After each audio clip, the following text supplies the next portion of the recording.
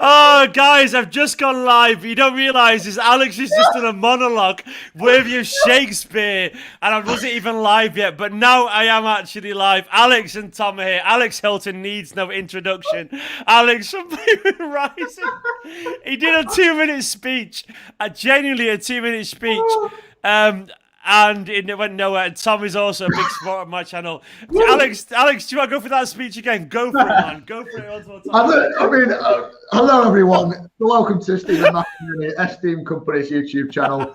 My name's Alex Hilton. I've been roped in for free. I've just poured my heart and soul and my emotions down onto this channel, and Stephen couldn't even be asked to press play. But that is symbolic. Because that is the level of professionalism that this channel and formerly Blooming Rising were on. And it symbols up Manchester City, the little football club that could. The same club that was knocked out of the League Cup and FA Cup by Wigan Athletic. The same club that was beaten 8-1 by Middlesbrough. The same club that were nearly time and time again. So many disappointments. Older fans have seen this club in the 3rd division. We've seen this club go through thick and thin. We're the fan base that have seen this club be absolutely dreadful, and we've now seen our club in a Champions League final. And you look at all the dodgy and weird players that we've signed and all the crap managers we've had and moments of pure fucking dreadfulness, and we get to see this quality. And you look at Phil Foden, the Stockport Iniesta, is going to get to live the dream. Mate, talk to me, Tom. Talk about how you feel. MAHREZ and Fernandinho, man. Jesus Christ, what players. They've done it for us again.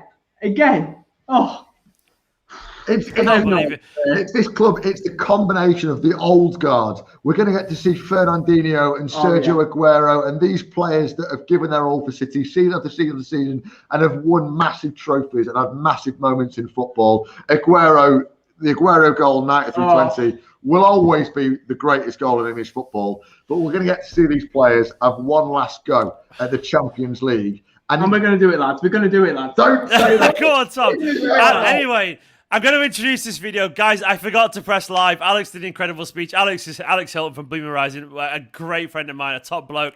And Tom is actually just genuinely just like a fan of my channel. And Alex is over in Leicester, by the way. Alex owns a pub at the Salmon Pub in Leicester. And Tom turned up, and now they're both sat watching the game, celebrating. The only Manchester City fans in Leicester, probably. And they're there celebrating away. And it's fucking wonderful, absolutely wonderful stuff. I mean, how much does this mean to you guys personally? Alex, imagine us. I wish we were working together still. I wish you were in Manchester still. I wish life wasn't fucking shite right now. I wish we could be together, hugging and celebrating this out, man, because it does mean that much to City fans, doesn't it? It does mean that much to City fans. It's bananas. I mean, you know, as a City fans, we're so lucky. And I think we're the luckiest fans because football isn't just about winning stuff. It isn't about big moments. It's about supporting your club through thick and thin. And I think as Manchester City, I'm old enough to remember City in the 2nd division. I'm old enough to remember City fighting for relegation.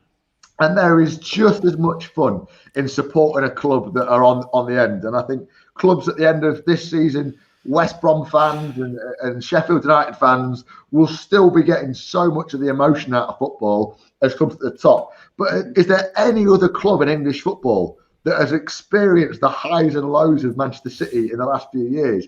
We've seen our clubs at the depths of the Premier League fighting on for relegation, and we've seen our club up there with PSG, a team that are bringing players like Neymar and Di Maria and Icardi and all these superstars, and we're probably going to play, you know, Real Madrid in a final, and the teams we've beaten on the way, all the moments that happened, the great players that we can bring to the side. It's insane, and it hasn't sunk in. And as you said, we're in the storeroom, the back room of a pub, because Tom, bless him, popped in for a pint to watch the matches. The only other City fan in this town. Don't know what's happening. We would have been watching this in a stadium with thousands of other people going absolutely nuts. And I'm sure there's a lot of people watching this that are in bedrooms and living rooms around the country watching this on their own. World, to be fair. And just to tell those people, this is happening. Manchester City are in the final. It's not sunk in yet, but we could be champions of Europe before the month is out. So watch it, drink it in. You'll never see anything like this ever again. Those famous words. I absolutely love it, man. I absolutely love it. I mean, I guess the only regret is that we're not all doing this together right now, but it doesn't matter because football is more than just those moments like that. Football is about that community, and the fact that you're sat here with Tom now, someone you didn't know other than Manchester City and football, says it all, doesn't it? It says it all how much it means to all of us, man. Like, I fucking love it. And I'm buzzing, and like, I cried on a live stream before because I thought I'm going to be able to watch the final with my dad, and that meant more than anything. I cried because I'm very drunk, I'll be honest, because Nicola ploughed me with loads of alcohol. But I got emotional. I thought, fuck, like, because of the roadmap and all that shit in this country. After mid-May, we'll be able to I'll be able to sit with my dad legally. You would have both his jabs and that kind of shit. I thought I can sit and watch the final with my dad, and it's like, I know it's weird that we take that for granted, but I guess over the past year, it's taught us not to take this shit for granted, isn't it? It's taught us how much these little moments. I know football is just a sport, but football is that thing that you celebrate with your friends, and humans are a stupid species that we care this much about this kind of thing. But it's fun, isn't it, man? It's fucking fun, and I'm sorry, it'll never not be fun. And the fact that you two are sat there right now, if people didn't know each other a few weeks ago or whatever, that says it all, doesn't it? It says it all. Tom, how are you feeling, man? You must be excited. I can't put it into words, to be honest. I mean, I remember my first game, 2005, like playing Liverpool, looking for that draw, and now we're in the Champions League final. Like, I can't even believe it. Like, we were happy with that back then, but now look at us. We're playing the best in the world, and who knows? We might even do it. We might even be the best in Europe. We are the best in Europe, in my opinion, and I genuinely mean that. And we might not win it, but we are the best team in Europe, and I really think that's true. We're better side than Chelsea. They still might beat us, but we're still a better side than Chelsea, and we're a better side than Real Madrid, in my personal opinion. It doesn't mean we're going to do it, but I think we are the best in Europe, and hopefully, we prove that unequivocally. Alex, I mean, is this enough for you this season now? What is this enough for me? I mean, like, if you don't win the final, has this season been an absolutely unequivocal success? Has it been enough for me, Stephen? It's been too much. It's been struggling. I've got enough to deal with, man. Like, lockdown's happening and the pub's got stuff on, and I've got too much to stress in my life about. I miss you, mate. I miss you. On me. Genuinely. There's been a lot of talk in the media about quadruples and all that, and I think that's all come from journalists and column writers. It's not come from City fans or the club or the team of Guardiola. But, I think it was David Moyes said something along the lines of, years ago, David Moyes said that Everton was a marriage, but Man City is a love affair. And City is a love affair, man. It's an absolute roller coaster. This club is like no other, and everyone loves their team and loves their club for what they've been through. But Manchester City, you just hold on and see what happens. And whatever happens has been amazing. And if we go to Istanbul and lose, so be it. We'll do it in our own way and we'll fight to the end. And I think typical City and all that. We've won the League Cup. The Premier League is there for the taking, and the Champions League, especially this year, after UEFA have treated Manchester City and so many other football clubs and football fans the way they have. UEFA have been Man City's enemy for so long. To take it to UEFA and win their competition against Real Madrid, for me, will be the preference, because they are the big evil villains of European football in my mind. It'd be a complete dream. Incredible. A complete dream beating Real Madrid, wouldn't it? In Istanbul. What a dream. That's what you want. Can you imagine? You want Real Madrid. Who do you want in the final, Stephen? Real Madrid or Chelsea? Come on. Real Madrid, always. Always. Well, always. Every footballer dreams of winning the Champions League. And in that dream, the opposition are always Real Madrid or Barcelona. No one dreams of winning the Champions League final and thinks they'll be Chelsea. Fuck Chelsea, man. Fuck Chelsea. Bring them on. Bring Benzema. Bring all your boys. We've got it, mate. We've got it covered. That's what you want. You want the big teams in Istanbul. Alex and Tom, mate, I would absolutely love you to keep you on, but there's like 20 people waiting to come on, and you're fucking legends. I love both of you. And obviously, I would love hopefully, the world's going to be better soon. Alex, me and Paul would definitely be coming to the Salmon as soon as we can. I can't wait for it, man. Everyone, take it easy. Legends. Catch you in a bit, guys. See you later. Come on, City. Come on. See you later, guys. Bye-bye.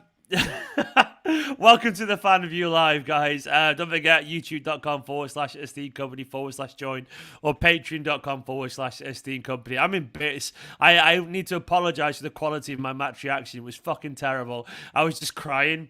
I was absolutely crying, but I'm sorry, but football does that. It makes you think about your family. It makes you think about all that kind of stuff, and it makes you emotional every now and then. But that's football, man. That's what it does to you. And there was a super chat from Rohan saying, next week's practice against Chelsea in the weekend. Come on, man, Rohan. Hopefully it's just, well, it is practice now. It is practice. I'm coming to you, Safi. Hello, my friend. How are you doing, mate? You good? Man, I can't even take it. Like I'm just in pieces. I'm so emotional right now. Just like, oh my God, man. We have to take in what has just happened. We're in the Champions League final. It's fucking good, isn't it, mate? It's really good. It's really good. It's incredible. It's everything we dreamed of. I mean, I know we've not won the thing yet, but it's exciting, isn't it? It's a buzz. It's a buzz, isn't it, Safi? You know what? Like, before the Champions League is so emotional for us, and before the last few years, we all know what's happened with all these games. And before every Champions League knockout game, now I always go look back at those games, and I break in this, and I just break. I'm like, oh, and I just look at the small moments. But now we're there. We're actually in the Champions League final, and you could see the emotion not only in the players, like in everybody. After the game, you saw Zinchenko crying. You saw all the players hugging. The passion was everywhere, and it's just, I mean, like you said, it's hard times right now, and we don't get to go aside, nothing like that. But this is the one thing we look forward to doing. When we wake up, we're like, you know what, my City game today, this, it doesn't matter. This is everything to us, and we should just be so proud of our players, and we should. I don't know, man. It's just crazy. I'm emotional. Mate, they were good. They were so good, man. They were so good. Like, the commitment, the desire. I've never seen as many blocks as I have from Ruben Diaz as I did today. Like literally throwing himself at the ball. And Zinchenko as well, man. Zinchenko. Like, is there ever a better story in football than Zinchenko? What he's gone through and what he continues to go through. And then his commitment and his desire. Like, is he like the greatest unsung hero of all time, Zinchenko? I'm just gonna put it. He's one of the most underrated players in the world right now. Just look at what he did today. That probably right. For our first goal when he ran down the wing and cut it back. That's a quality ball. He has to just be so aware of the players around him to find that pass. He was immense. I'm shocked by Zinchenko. I love Zinchenko. We don't need any left back. We don't need no Nuno Mendes. We don't need anybody. We have Zinchenko. Imagine as well. Imagine what it's all do for Zinchenko as well now as a player. Like, these things, these moments, they absolutely shape your character as a human being, and they do. I know they do. Those big moments, and like, I've had personal moments before with things I've done professionally, and when you have a big moment, like, they change who you are. They do change who you are, and like your belief changes. And Zinchenko, he's not going to be the same person after this in the good way. Like, this is a guy who's a Champions League finalist. That has to mean something, right, Safi? It has to mean something for every single one of those players. You could see it in his face. He was crying after the game. That's emotions. That's everything just pouring out from Zinchenko. Because he's made it now. He's made it. He's there. Zinchenko's our number one left back. He's in the Champions League final. And I love Zinchenko. I love everybody. And I saw the stat about Diaz. 100% tackles won, 90% pass accuracy, 3 clearances, 3 blocks. Man of the match today. He won man of the match today. A 23-year-old. Like, it's unbelievable, honestly. You say that as if you aren't like 15 years old yourself or whatever. Yeah. You're right. Like, he's 23 years old and he's that good already. I mean, that was as good as a performance as you'll see from a centre back, and I genuinely believe that. Like, it doesn't get much better than that, does it? I know, and I loved so I remember Neymar broke away at one point, and you see everyone running back, and Zinchenko and Stones make the block, and everyone comes and hugs each other, and everyone is celebrating, defending, celebrating, blocking like a goal. That is passion. that is just everything. I mean, is that the Diaz Stones and Zinchenko moment? yeah, That yeah, was yeah. ridiculous, wasn't it? With the When they're all block. hugging Oh each other my like that. god, my heart was racing. I couldn't take it. And That oh, moment, man. when you see moments like that, that's when you know you're going to win. I know we knew we were going to win at that point anyway, but when you see moments like that, that's like no doubt whatsoever. Because that was yeah. Go on. That was like prime Maldini type, like or the John Terry, all those legends when they're just so happy and all that, and they're just cheering. I wish the fans were there with him. The noise that would have been in that stadium tonight. Oh my god. Safi, mate, I love you to bits, loads, but I can't like I need to. So many people want to get on, mate. So I'm gonna either way. We're in the final, and I'll be chatting to you in a few days, I'm sure, mate. I might do another one tomorrow as well. But Safi, now go and enjoy it, man. Go and enjoy it. Thank you so much, Safi. You're a legend. Just Come on. You know, man, everybody. I love you all, guys. We're in the final. Let's do this now. See you later, dude. In a bit. Bye bye. Kestel, how you doing, my friend? I've wrapped myself in beautiful city loveliness. Look at that. Oh, look at the state of me. No, you look incredible. You're just covered in the most glorious of blues. Oh, Kestel, man, win the Champions League final. Talk to me. How good was that? Oh man, like I am so lost for words. Like I've been watching City for I don't know. Being South African and living in the UK now. I've watched them for 15, 16 years, so well before the money came. And ironically, it was we were playing Liverpool, one of the first games of the season, and my mate's a big Liverpool fan. He said, "Well, you need to support someone." So I said, "Who's in blue?" And he said, "City." And I was like, "Right, I'll support them." And he's like, "You have to support them for the rest of the season." And I was like, "Yeah, okay." And since then, now we're in the Champions League final. You did well. What year was that? Can you remember?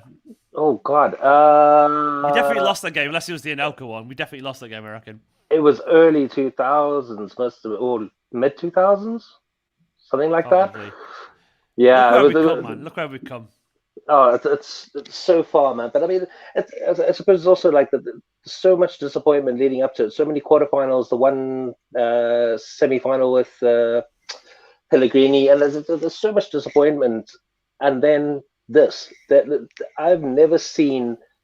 We've had great moments. We had the Aguero moment. We've had great moments with this club over the last decade, and just something about the team tonight was different.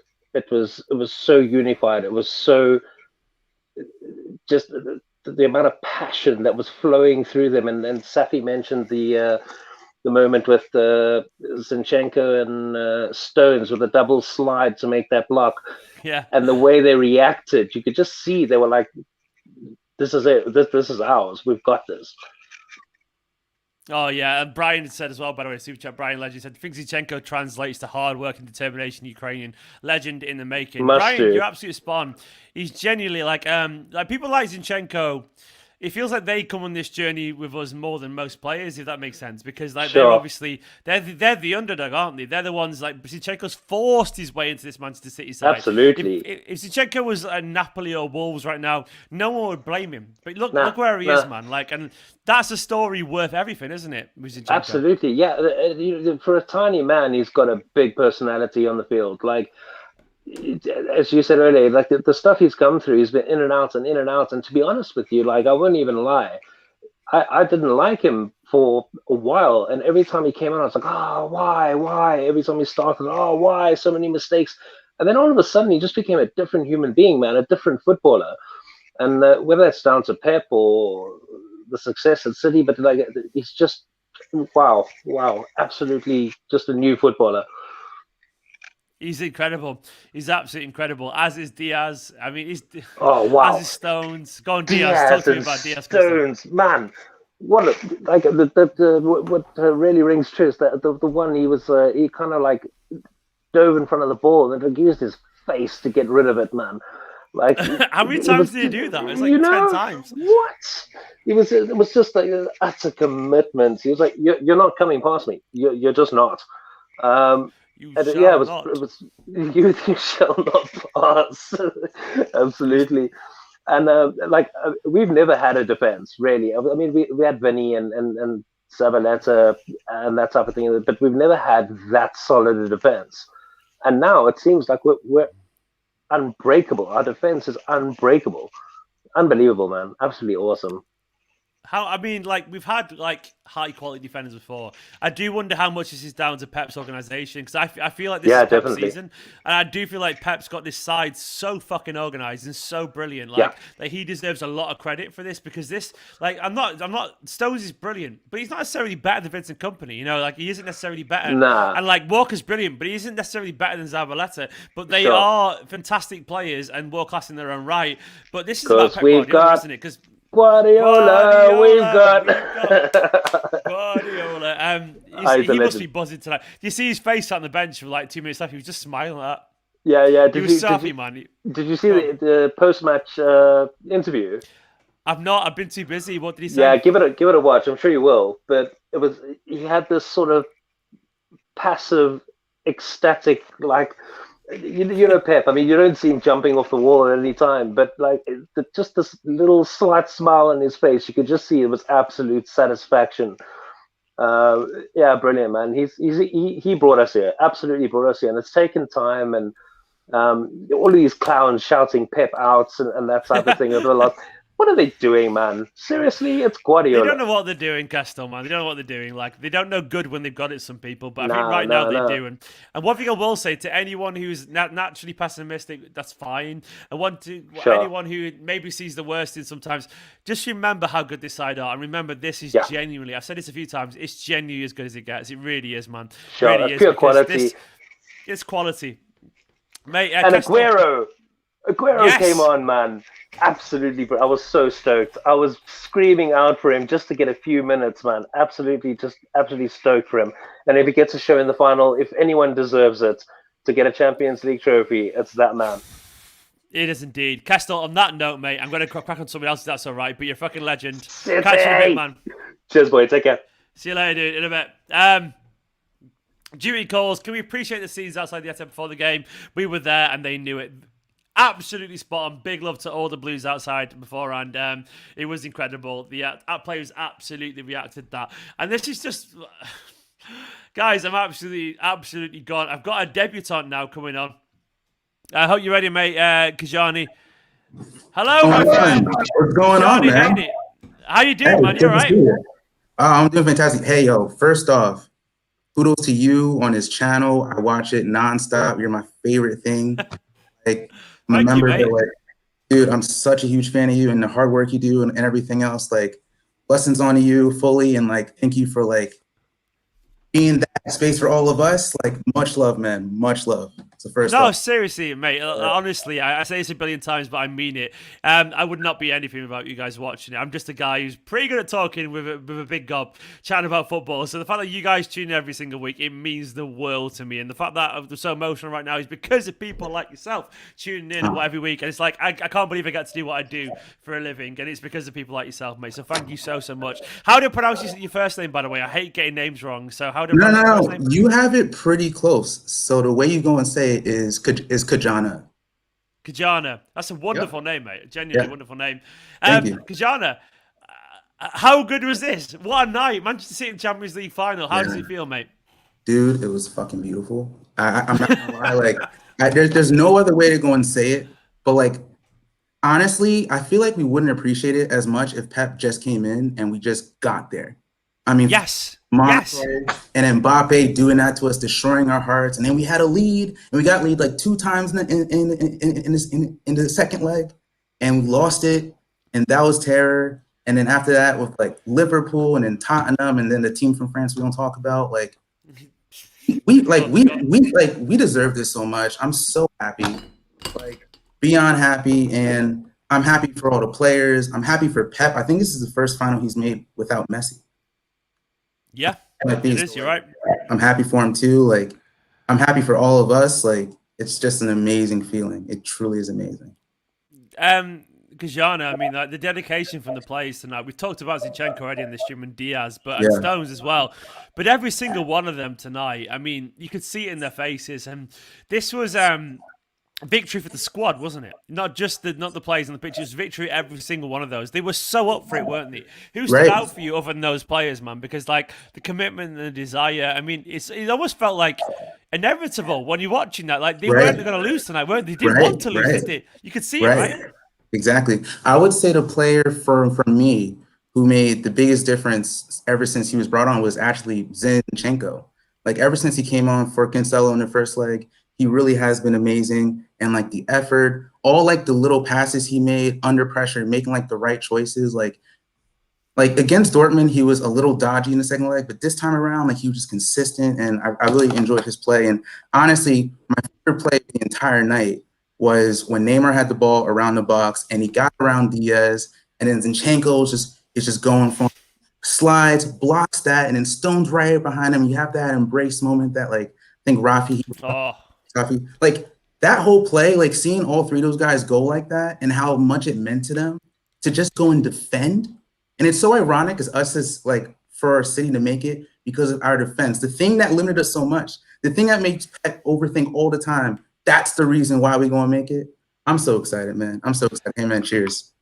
Yeah, oh, cheers, man. I've got no drinks left. I'm actually out of drinks, unfortunately, but I've got an empty whiskey. I've had a rum. Can I have another drink, please, beautiful? Nico's going to find a drink for me. But yeah, cheers, right back at you, man. And one thing I will say is, like, when that moment happened, when that moment happened and like that we saw that embrace, tell me that you didn't believe it right then. Because when I saw that there, how much it meant to him, you see moments like that in games, and they pretty much always lead to a win. They do, because it's like, it makes you unbreakable almost, the spirit in the team. You can tell PSG, when you're looking at PSG with the world collapsing around and losing their heads, and you see a block like that, I mean, like, I said to Safi earlier on the stream, like, that changes people, that. And Zinchenko, I guarantee you, he's not going to be the same person tomorrow when he wakes up, and I mean that in the right way, because you're like, every now and then we all, as individuals, have moments in our lives that define your professionalism or you define your career. And I guarantee you, those players tonight, John Stones, people who need, like John Stones needed it tonight. Didn't Stones need that, man?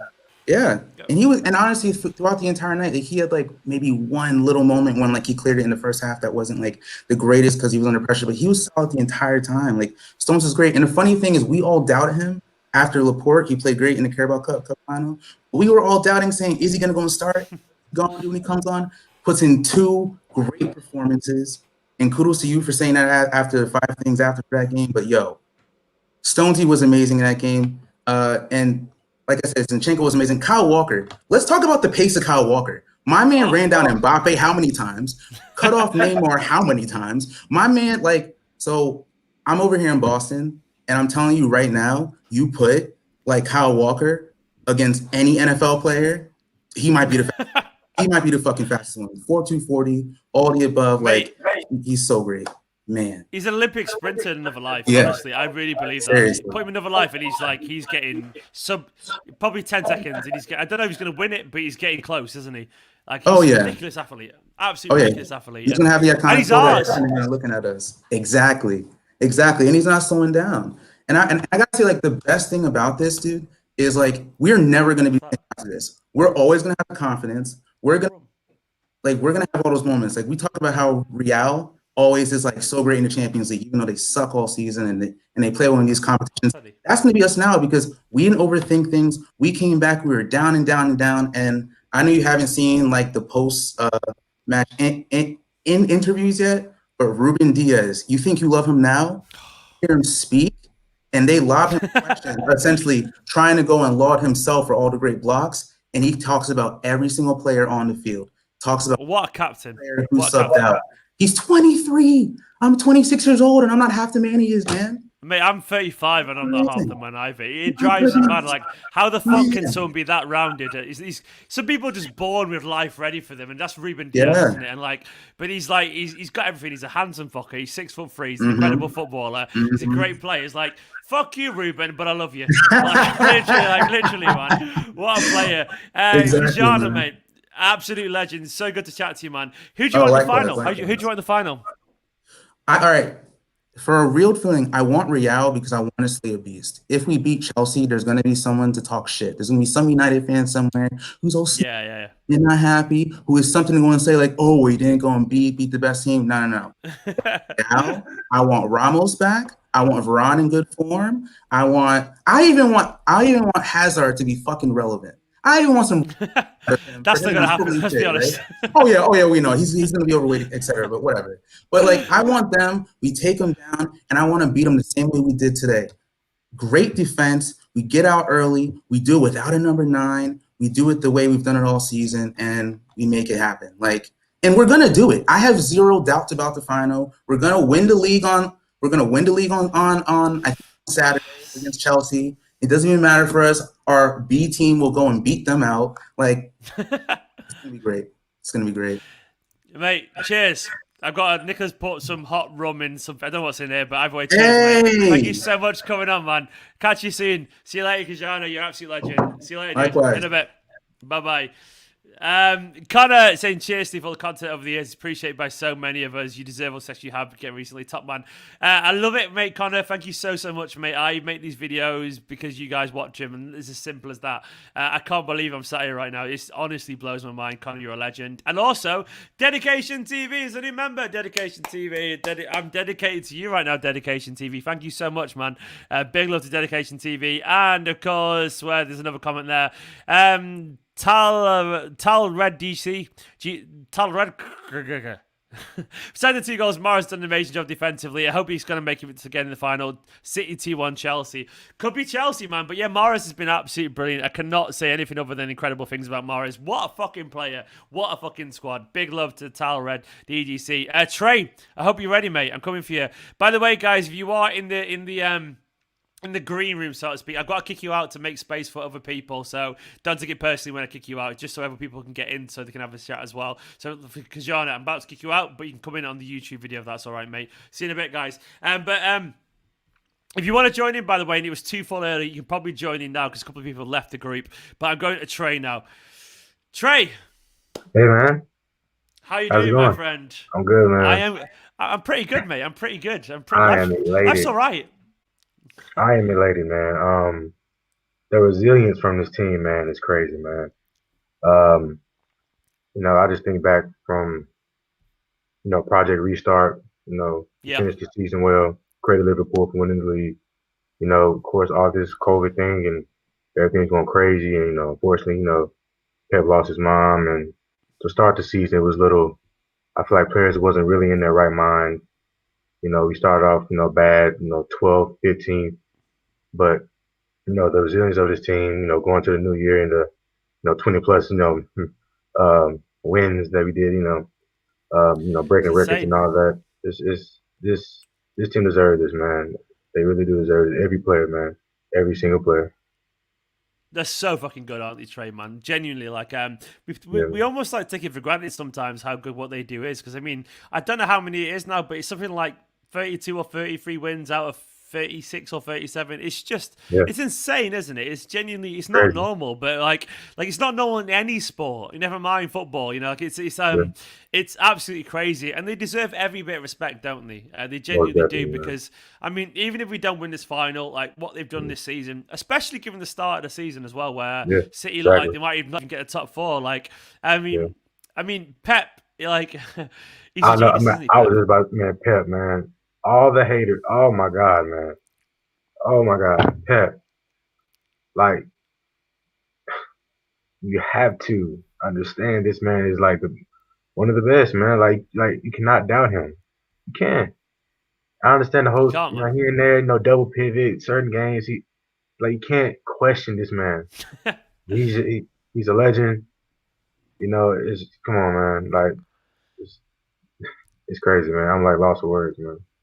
Who stood out for you tonight on the pitch? Because obviously there was a team full of winners tonight, but who stood out for you personally? Yeah,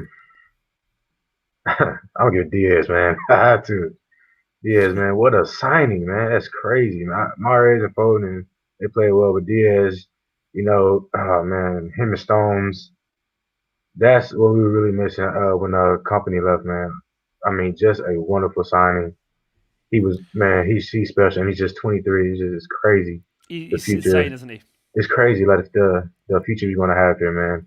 The back line is more to come, hopefully, man. More to come. Trey, there's a question for you. Daniel said, where are you from, bro? Daniel Worcester. I'm from Dallas, Texas. I'm from the States. Dallas, man, Dallas. And Yeah, also, yeah. Daniel also said Walker stood out for me. Daniel, you're right, Yeah, man. How Walker did. Walker, Yeah, his pace, strength. like, every time we question Walker, like, we go, Cancelo's brilliant, which he is. And I'm wearing a t-shirt about Cancelo. But then Walker's just like, he's just so reliable, isn't he, Kyle Walker? Like, he's just like, if there was a war, you want him on your side, don't you? Because he's absolutely incredible, like Kyle Walker. Like, and likewise, he's a professional, man. He's a professional. No, like he's just a professional, man. You know, his speed, his strength. You know, I trust Walker to recover this and that, put his body on the line. Honestly, he may not the best passer or crosser. You know, like Trent. You know, like Trent for Liverpool, or he's not a Kimmich or whatever, but he's just right for his team. Like most of, like he fits in perfectly. And that's it. I mean, I don't think some players like him get the credit they deserve sometimes because he's world class. He literally is. I mean, he may not be the best attacking fullback in the world, but he's easily, in my opinion, easily the best defensive fullback in the world. Like there's no better actual defender fullback than him, and like that pace he's so reliable. But then everyone, Fernandinho at 36 years old today on his birthday, fucking hell, Trey, man, Fernandinho. Oh man, I love Fernie, man. That's my guy, man. I heard people question, Robert not starting, man. I'm not doubting Fernie, bro. I can't. Come on, man. The fight, the this and that, the cleverness sometimes, and smart little tactical fouls or whatever. Like, come on, man. Like, you're not questioning Fernie, man. And happy birthday to him, by the way. And I'm sure he's just loving this moment right now. He's absolutely loving it. Trey, who do you want in the final, man? Real Madrid, Chelsea? I want Madrid. I'm not gonna lie, I am a sort of Madrid fan because of Ronaldo. He was my favorite players, Cristiano. Now that you're... Yeah, I know. But no, like seriously though, I mean, honestly, like the last guy, to me, it doesn't matter. But I want Madrid, man. But I think it'll be a cracking final. Either way. So it'll be quality, man. Trey, go enjoy the rest of your day, man. Absolute legend. Man. Catch you soon, man. Thank you so much, Trey. You're honestly a hero. Catch you later. Hey, man, I appreciate you, man. Been watching now for probably like a year and a half or two, man. Great channel for team sports and all that, man. It's just great, man. So keep it up, man. I tried my best, mate. I tried my best. Thank you so much, Trey. Yes, sir, man. See you later, dude. In a bit. Bye-bye. All right. Absolute legend, Trey. Thank you so much. Thank you so much to everyone as well who's waiting. There's so many people waiting. You got Luke and you got DT and Scott and Connor and James and Kieran, and another Kieran and Mike and Simon. So many people. But Luke, I am coming to you, mate. Luke, welcome. Hi, Steve, mate. How are you doing? Luke, I'm good. Whereabouts are you, man? In Cumbria, Carlisle. Cumbria, a beautiful place. You're in Carlisle. Nice, man. Yeah. Anyway, fuck that shit. We're in the Champions League final, Luke. Yeah. Hey, little City in the Champions League final. You shove that up your ass, United. Fucking Fergie going to the Lowry, tapping them up. You'd be probably sipping on a Horlicks now, trying to get to sleep because Pep Guardiola will be haunting him. He's got his shaking fist again. Do you remember that Pep Guardiola's, like Ferguson's shaking fist after Guardiola did his thing on him? Once again, like, you can go and chat to Pochettino, the owner, if you want to, Fergie, but it doesn't mean anything. You can't stop the noisy fucking neighbours, mate. You can't stop them because we are loud and we are here and we are present forever. But Luke, man, are you from Manchester? Have you moved up there, or are you from Carlisle?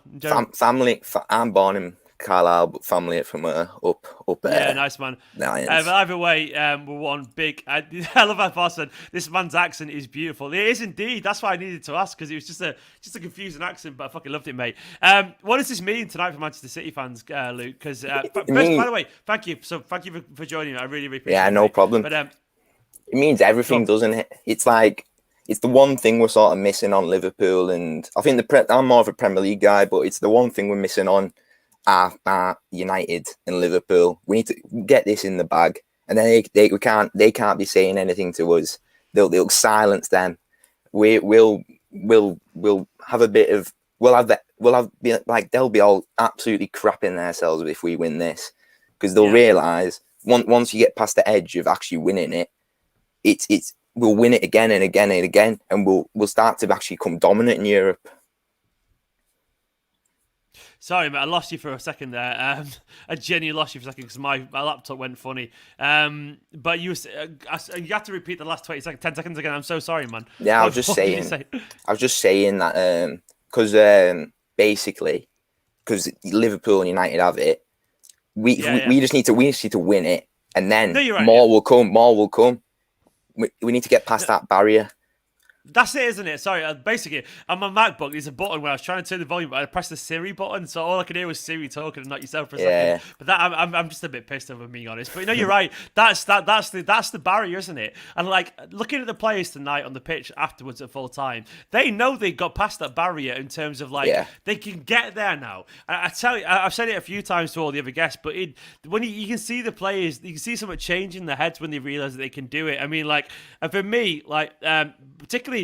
It's not always in the star players because people like Kevin De Bruyne know they can get to a Champions League final. They know they can because they're Kevin De Bruyne. Definitely. But it's people like John Stones. Like John Stones, would you blame him for doubting himself, given everything? And people like Fernandinho, maybe at 36 years old, is I'm never going to get there, but he's now there. And what does it change the club now from this moment onwards for you, Luke? For me, it does definitely because we're all going to concede in England. In England, we're dominating it. We're going to dominate it for years to come. But it's Europe. That was the thing next. And now if we go on to win this, I tell you what, it'd be a serious problem for other clubs because it'll be years to come, and we'll in 20 years' time we'll be looking at us as a European giant rather than just little city. Long live little city, man. But no, you're right. This is a line in the sand moment. And to be honest, I do think Man City are favourites now, and I'm not just saying that, but we are logically. Yeah, we definitely. Logically, we're favourites because we're a better side than Chelsea or Real Madrid. That's not an exaggeration. We just literally are a better side than them. Doesn't mean we're going to win it, of course, but it does mean we're a better side than them. And you could see that quiet belief in Guardiola as well. He looked like finally, man, I got there without Messi. And imagine I think the players have played with freedom now as well. I think we've gone farther than we needed to this season. In terms of, we don't need to win Champions League this season. We should do, and hopefully we do. We need to win it overall, but we don't need to win it this season for the season to be good, do we? Because we're going to win the Premier League, win the Carabao as well. This is just a bonus, and even getting to the final feels like a bonus to me. Am I overthinking it there? Am I underplaying it? But it does feel that way, doesn't it? Well, yeah, it definitely does. But I feel like I honestly think it's ours now. I know we're City. I know. But when we get to finals, we do the business. Normally, we do the business. I think getting there was the hardest thing, and I think we're better than both of them teams. As long as Pep doesn't do anything silly, if we actually just play our football, we beat both of them teams on our day. Definitely. Who stood out for you, man, tonight? We've mentioned Stones, you've mentioned Zinchenko, we've mentioned Diaz and all that, and Mahrez as well. Is there anyone particularly for you that was the epitome of Man City tonight? It's Fernandinho. You could see just the way he led that team. I know people say Diaz, he did that, but Fernandinho could tell just the way he operates the football field, the way, up on the men.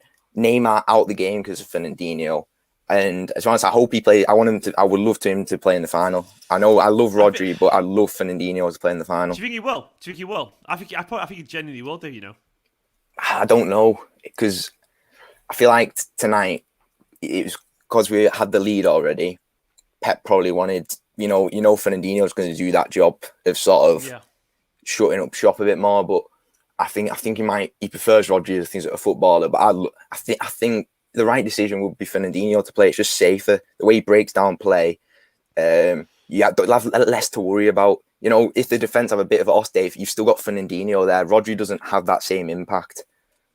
I actually think the right decision emotionally and tactically is Fernandinho. And not because Rodri isn't good enough, just because Fernandinho at this point will be rested. Fernandinho is the heartbeat of the City side, isn't he? I loved it tonight where Fernandinho got Di Maria sent off just because he fucking plays him like a piano or whatever. He knows what he's doing, Fernandinho, and can you imagine anyone giving more on the pitch than Fernandinho in a final? No one is going to give more. No, definitely not. This guy.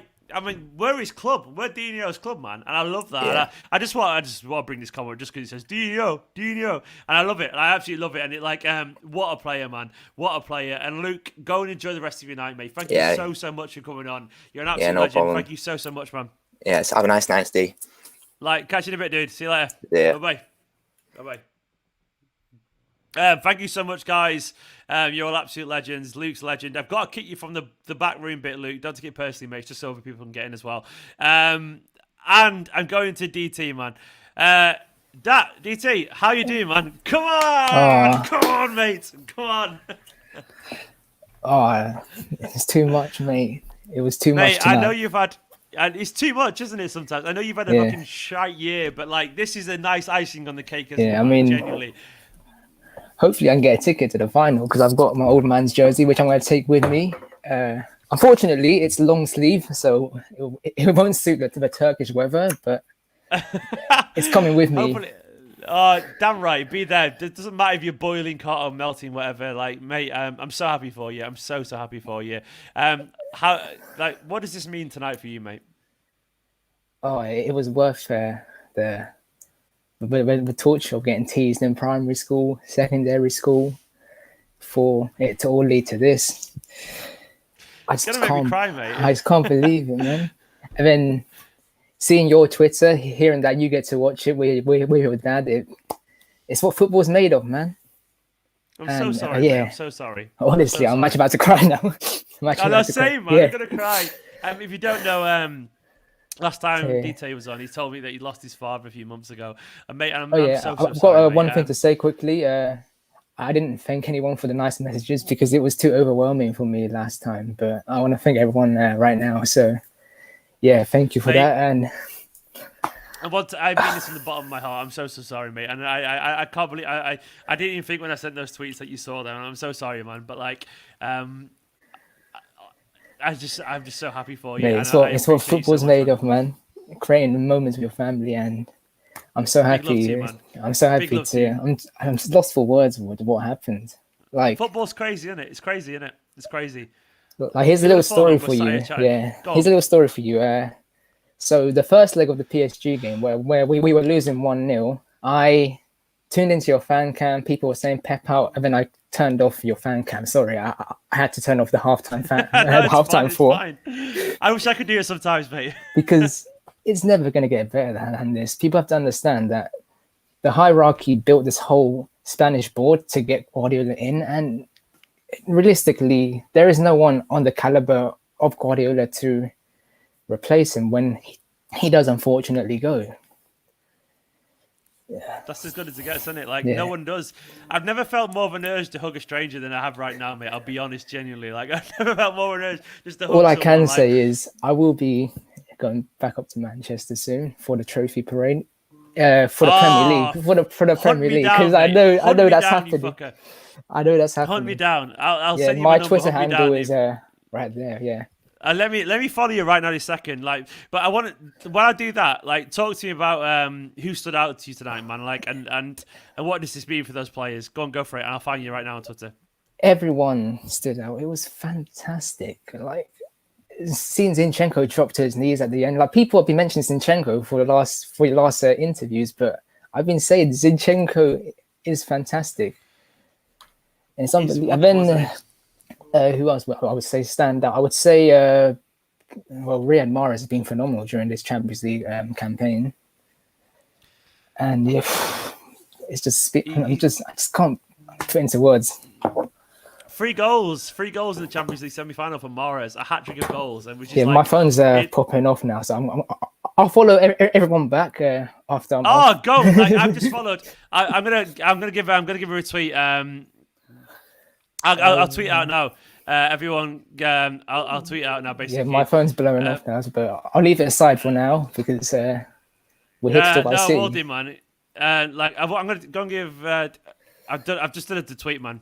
What I can say is the previous person you had, Luke, on.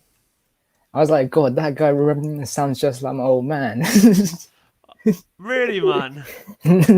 Not fully, but similarity-wise, yeah.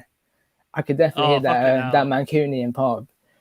But yeah, everyone stood out. I really don't know what to say because... Mate, I'm so happy. I'm just like, football does this weird thing to us, doesn't it? Like, it's unbelievable sometimes. Like, it does...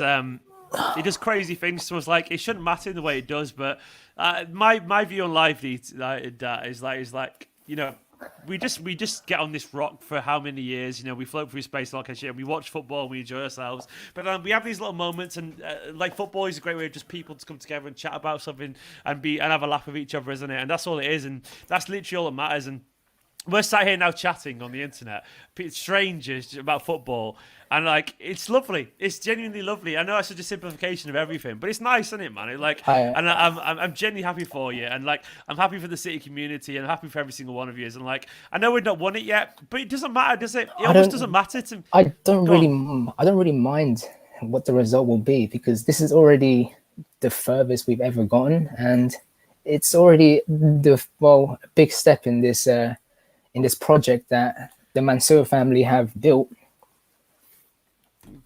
It's incredible, isn't it? It's like it's incredible. It's one big step to it. But are we going to win it, man? Are we going to win the Champions League? I want to play Real Madrid. You know, they're the kings of Europe. Bring them on. And because, there's two other reasons why. I know a lot of Chelsea fans. I go to a London uni for one, so it doesn't help. I live in London for another reason, and also because it will help dramatically with the prices to Turkey, because I really don't want Chelsea fans to be flying to Istanbul whilst I'll be there, because the prices will skyrocket. But yeah, I'll not be watching the game tomorrow. I've got more important things to do. But you give a shit about tomorrow, man. We're where we need to be, that mate. Thank you so much for coming on. I absolutely appreciate you more than you could possibly imagine. I'm so happy for you. I'm genuinely so happy for you, and I can't wait. I hope more than anything that shirt right there gets to go to Istanbul, because it deserves to be there. And I can say this. I said it last time, but you come across as a very good person, and I'm sure your dad's absolutely buzzing, mate. I'm genuinely sure he is. Thank you so much for coming on, man. Thank you for giving all of us a platform, because it's nice to talk to other people. Yeah, it's nice to talk about other people about City, because I had that little gap where I couldn't really speak about City in particular, more so football. But yeah, it's nice to. I mean this genuinely. Just DM me, mate. If you ever watch About City, DM me, and it's the very least I can do. Seriously, thank you so much, Dad. Right, thank you, mate. Evening, man. Have a good evening. Yeah, you too, mate. Big love to you. See you later, dude. Bye bye. Right, thank you. Football is an incredible, genuinely incredible little thing sometimes. A couple of super chats, a couple of new members. William, so Callum Varley saying Mahrez is insane. However, I think Ruben gets a man of the match. Mahrez is indeed insane, and Ruben probably does get a man of the match. Callum, spot on. Mahrez insane. Ruben probably the man of the match for that insane desire. Callum, legend. William, welcome, William. New member, William. Big love to William. William Judah. And of course, a couple more comments. I'm Harbinger, become a YouTube member as well. Thank you so much, guys. Big love to both of you. Thank you so much. And Horsey City forever. Horsey City, big love, mate. First 99, then 2001, 2001, then 2011, then 2012, then from middle, now this. Wow, not in his lifetime, someone said. Exactly, Fergie. It happened in your lifetime, mate. The nosy neighbours have woken up. Absolutely wonderful stuff, Horsey. Big love, mate. Nicola, I love that as well. He makes me want to cry, that. He's such a sweet like that. If you watch him, mate, I don't mean to patronise, honestly. You just seem like a very good person, and like very good people. They're not common. No, he seems so lovely. You're a good person. I'm so sorry what you went through, that, but like, thank you for existing is what I will say. That's the simplest way I can put it. People like that, they're rare, and that's a great person. As is my good friend, and he's taking a sip of beer right now. Scott, get your mic on. It's muted, you dickhead. Get your mic on right now. There we go. You can hear me, right? Of course I fucking can, man. Scott, how you doing, man? Are you alright? You good? Oh, I'm great. Cheers, man. Oh, yeah. Cheers. Cheers, bud. I've got like a tiny little shot glass of rum here, but I'll drink it anyway. It's alright. I've seen you drink for the past 2.5 hours, I feel like. So. I'm gone. I'm trying to be professional, trying to smoke, like in about an hour when this finishes, I'm thinking, fuck, I've got to go look back at my match reaction, and I'm more sober now than I was then. I'm dreading it. I'm dreading it, just sat watching me cry on the stream, like, No, we needed that. We needed that. We needed that raw emotion, man. That's what we love to see. All from the heart, man. All from the Yeah. heart. Because of No, COVID, for real. to be honest, it was because of the last year. Like I just want to watch a game with my dad, and that's so normal. Yeah, It's man. the most normal thing in the world. Like, and I can't wait. And like, I feel bad saying this right now because that, you know, that's been through for an awful loss a few months ago. But like, I guess the point we're making is there, like, football does this crazy thing to us. Like, I feel like I know you, Scott. It's weird, man. Like, we don't know each other really, but I feel like I do. And like, as Mark said, I'm only here for the enemy energy. Like, likewise, man. Football it brings people together from across the world, Scott, doesn't it? And nights like tonight, it's all about that, isn't it? How are you feeling, man? How are you feeling? I'm feeling great. I feel amazing. That was an amazing performance. It's what we expect, and it's what they've been bringing to us all season. So, yeah, I mean, I am so happy. There is one thing I definitely want to talk about, though. No, that's quality. I love it. It's definitely the Zinchenko, where he was not. I did love when he hugged everybody and had the black shot. It was class, world class block and everything. Hustle back, I loved it. But it was when the ball. I forget who did it, but some Foden was down on the ground and somebody chucked the ball at him, and Zinchenko just went off. Like that's what I like to see out of players. Oh like, yeah. When he nearly got himself sent off because he was like, "Fuck it," he's straight in there. Dude. Go on, Zinny. Yeah, that's what we need, and players like really rally around that kind of stuff. I know like Fernandinho was trying to calm him down, but I mean, if you're Foden on the ground and you see one of your mates going absolutely berserk about stuff like that, you know, you want to die for them too. You know, it's great to see. I love that. I think Zinchenko is just absolutely incredible, and somebody else said it was the Ukraine like kind of work rate coming out of him type of thing. And I think, yeah, he's just somebody who puts his head down every day at the office and just tries to get it done for the team. He's a proper person, proper human being, and I mean that in the most simplest of senses. Like, I know people who know Zinchenko personally, and everything they say about him, he's just he's me or he's any of us as a footballer in the way that he like. Apparently, he didn't really. He somewhat clicked in his head, and I love the humility of that. Like, he was at PSV on loan. It didn't go well for him, and he realised actually moaning doesn't make any difference, and he just changed his attitude overnight. He was only young as well. He was like 19, 20, so it happens. And he realised, fuck it, I'm very lucky. I'm going to not moan. I'm going to sit there. I'm going to work my way off. And like, and I love that. I love that he's so fundamentally human, so flawed in the way that any of us are, but he's so brilliant at the same time. And like, I feel like if we win this, it might end up being Zinchenko's Champions League more than anyone. Like, I feel like his story is like what makes it so exciting. And of course, though, I don't want to just underplay people like Stones and Fernandinho and Diaz. Like, it's a team full of people that a lot of people don't believe in, man. Like, and like. This side is good, man. Like, I'm just waffling now, Scott. You're right. No, I mean, there were so many people like putting like Stones. Like, I saw so much slander towards Stones out. Like, I don't know, probably not this season, but last season for sure. And to me, it just never like, guys, if they're on our team, they're on our team. Like, unless it's like. I mean, even Garcia, I was hesitant about like to even put him down. I mean, it's his childhood dream to go there. I mean, how are you gonna rag on somebody for that? But like, if they're on our team, guys, I'm never gonna be putting somebody down. I think we talked about this before on a fan cam, but it's their job. They're gonna go out and give it their all. Sometimes you have good days, some days you have bad days. You know, that's just how it goes. And that's it. No, you're right. I mean, one thing I don't doubt ever with this squad and with Guardiola's players in general is that they all give a shit, man. Like, and I always hate the very oversimplification of like, oh, we win, we must have tried. We lose, we must have not tried. It's never as simple as that. Like, all these players try always because that's why they are elite athletes, you know, at the very highest. And we saw that tonight. I mean, that was the one thing tonight. This wasn't a night about silky football, was it, Scott? This was a night about, like, this was a war of attrition, wasn't it? This was about who wanted it the most. And Man City wanted it the most, didn't they? Yeah, they didn't back down when they got hit in the face, you know, with some hard fouls. They gave it right back. You know, I love that. I love to see that. That's why we watch the game, for the passion. You know, we love to see it out of our players. I mean, I enjoy watching us lace around 100 passes in a game and just kind of pass it into the net. You know, who doesn't love watching that? But you know, it's great to see. Fight, it wasn't it? It was a fight tonight. Oh yeah, I was very surprised there was not more red cards. To be honest, I was a little bit dicey there, but.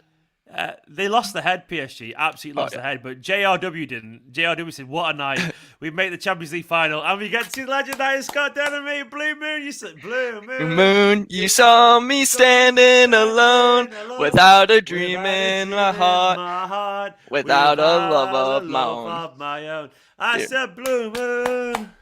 So we standing alone. Oh, Scott, absolute legend. But JRW is absolutely spot on. The legend that is Scott Denhamy. Like, mate, you're a fucking legend.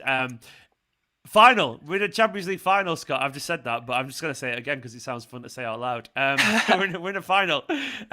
What's your expectations for the final now? Like, what do you... Obviously, you want us to win it, of course, but how much does the final matter now? Like, now that we're there? Like, is it... It's not a job done. Of course it isn't. But we have gone further than we have gone before. Like, how much is the risk of complacency, I guess? I don't think they're going to be complacent. I hate to say this, but I'm pretty I mean, I always am confident. I feel like you've learned that by now. I'm always behind the team, but I'm really excited. I think you could just, I mean, the energy. I mean, I think they're just so focused, like always. I would love to see Chelsea get there. I know a lot of people want to see Real, and I know a lot of people. See, the thing is I'm American, and I love seeing Pulisic put in goals, and I love seeing him also get to the top stage. But I don't want him to score against us. So I would like to see him get up there, and then us to throttle them. Yeah, but I hope you're wrong because I don't want to play Chelsea. If I was, I don't either. They're good. If I had a finger in the pie of American football, I would want that too. But right now, you got Zach Steffen there, man. What more do you fucking want? That'll do. Yeah.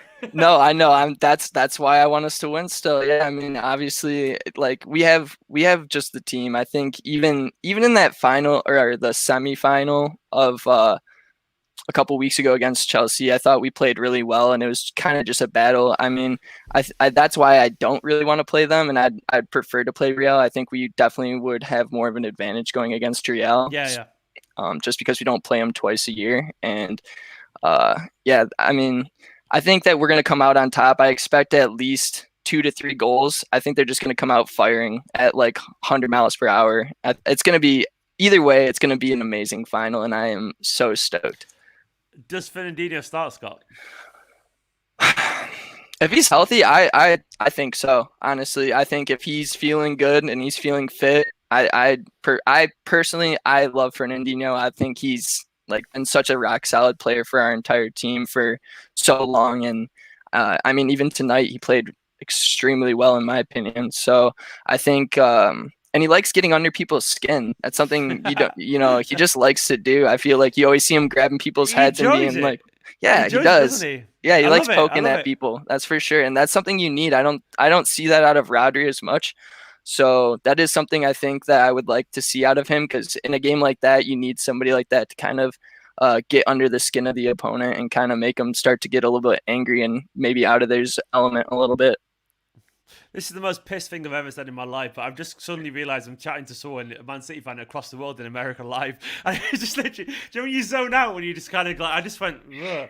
And I thought, fuck, this is mad. This is absolutely incredible. Yeah. After Manchester, I know that sounds incredibly. I am definitely very drunk. So the realization of what we're doing right now just kind of just jumped in, and I thought, that's incredible. I know it doesn't mean anything at the same time, but it means an awful lot at the same time as well. Because Scott, like this is our life right now. We're Manchester City fans, Scott. We're chatting away on the internet about Manchester City getting to the Champions League final, and we're all very happy. And that's great, isn't it? It's genuinely great. Sometimes it can be as simple as that. Life, you know, we've all had a tough year, and sometimes life can be as simple as these little moments now. I wish I had a drink to cheers to you, man. But no, you're all right. But I love Scott, it. Thank you, Scott. No, honestly, I mean this. One day we will sit and have a pint together, and it'll be absolutely wonderful. I mean this. And Nicola knows I don't make promises that I can't keep. Right? I said to Scott that one day we'll sit and have a pint together. Yeah, Nick's like, of course it'll happen. It'll happen. Yeah, I'm so excited. I'll catch you soon, man. I can't wait. See you later, dude. Thank you so much for all the support. See ya. See you later. Bye-bye.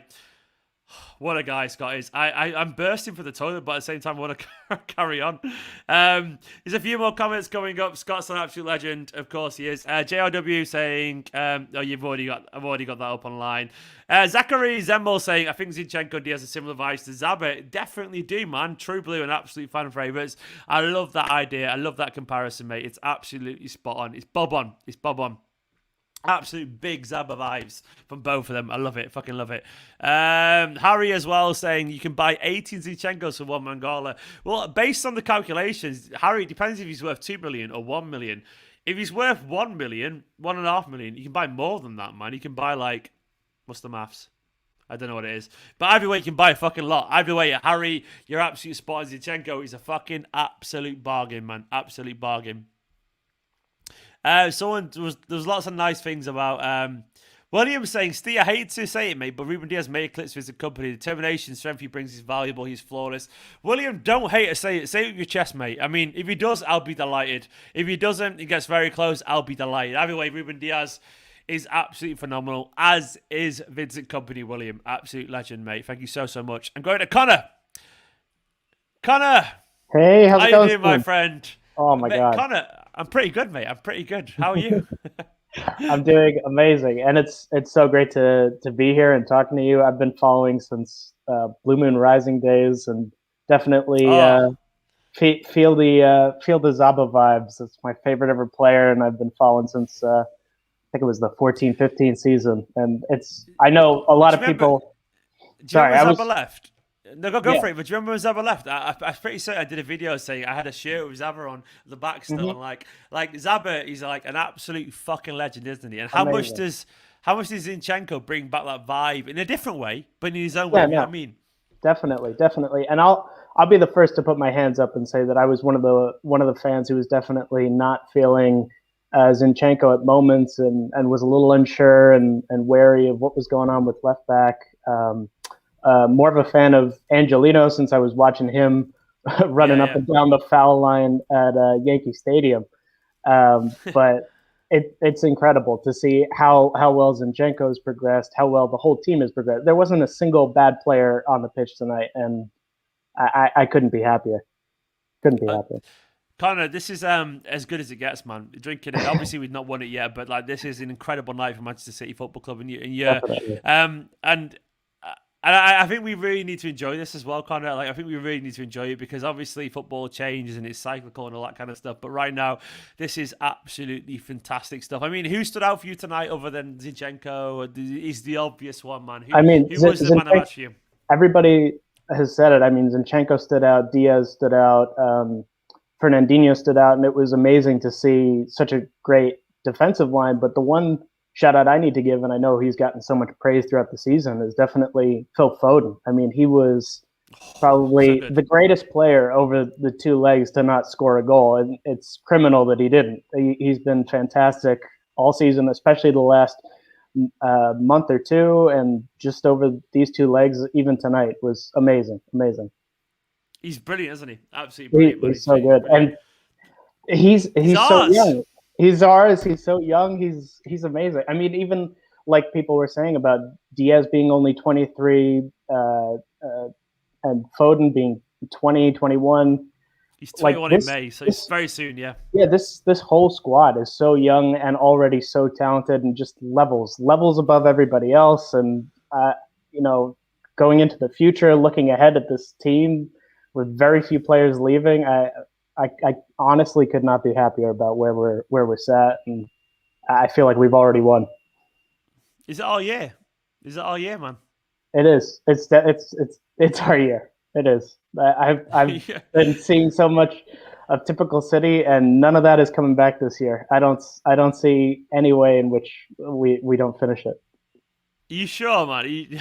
I love that confidence. It's all year. Who do you want in the final, man? Who do you want in the final? I know a lot of people are saying Real Madrid. Honestly, I'm not too bothered. I see some people, saying Real Madrid because if it was Chelsea, we'd be mugged off, or we would say that, in some sort of English final wouldn't be a proper final. But I don't see anybody giving any stick to Liverpool for beating Tottenham, and I don't see any issue with us beating Chelsea, and either or. We can beat them. Fuck that. We can win this. I don't give a shit. Doesn't Man. matter. I mean, as long as you win, that's all I care about. I don't give a shit who we have to beat to get there. That's all. I mean, some teams have definitely beat lesser teams than Chelsea or Real Madrid. I mean, as if that's embarrassing. As if the idea of either of those teams isn't absolutely incredible, Connor. Because, like, I mean, is this season already good enough for you either way? I mean, because we've got to the final now, we've won the Carabao, we're going to win the Premier League. Or would you be disappointed if we didn't win it now?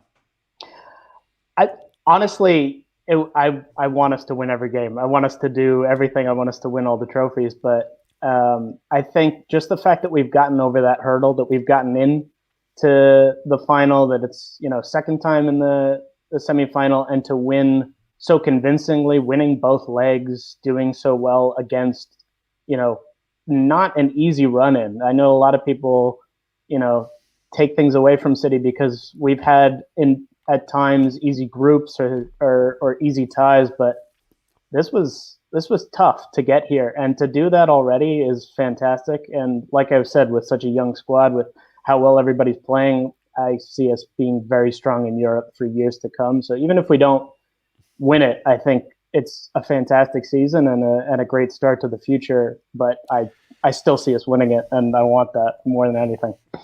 Oh, on that note, Connor, I have to leave it there, man. But Connor, I want us to win it as well, and I absolutely love your optimism, mate. Connor, you're an absolute legend. Thank you so much for coming on, Connor.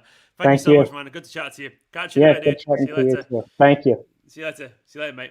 Connor is an absolute legend. I love that enthusiasm from Connor. What a guy. City are in the Champions League final. Let's go to Legan. James, hello, my friend. We are in the Champions League final. Hello. Yeah. It's good. About time. Another final. About fucking time, indeed. Another final, man. Another final. How are you, my friend? You good? Yeah, wow. What a night!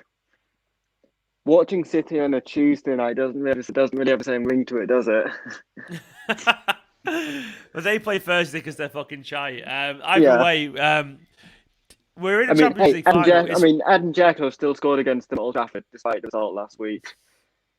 That'll do. That'll do for us. Yeah. Who gives a shit about them right now? Either way, look where we are, man. Like, this is everything, isn't it? This is absolutely everything. It's what we wanted for such a long time.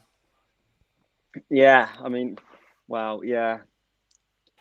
I don't know what to say, but I'm gonna flex and chat a bit here.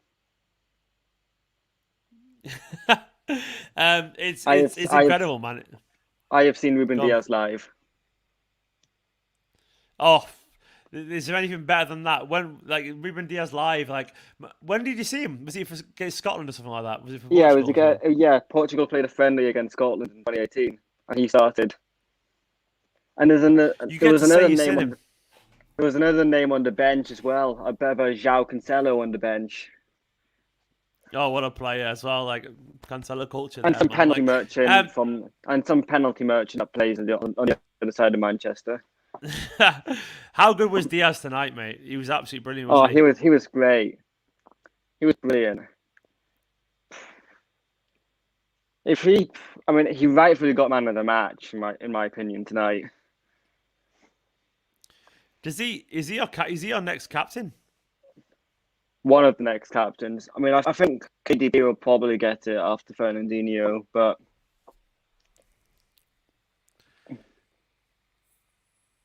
But he's absolutely immense. Yeah. They're genuinely both like quality players, and Diaz, like the performance tonight from Diaz was a genuine captain's performance, absolutely like special stuff, and like every single one of those. We haven't even mentioned Bernardo, but I feel like Bernardo was everywhere tonight as well, wasn't he?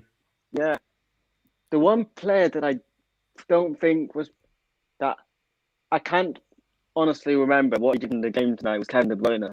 What did he do tonight, Kevin De Bruyne? He was quiet, but I guess he was one of those performances where he's like he played the pass before he played the 1-2 with Foden, didn't he? It led to second goal. Yeah. Which was like really nice stuff. But he's like tonight was for some people tonight was about the work rate, wasn't it? Yeah. And RIYAD Mahrez, what a player! Oh, so the boy good. From Paris knocks out Paris. Yeah, exactly, man. Like Mahrez was absolutely brilliant tonight, and like he must be so excited for the fan now. And last week as well. Like Mahrez is the kind of person who can win you a European League, European Champions League as well, isn't he? Because he's like that good, isn't he, Mahrez? Yeah. I'm saying it now. He is scoring in the final. Do you reckon? Yeah.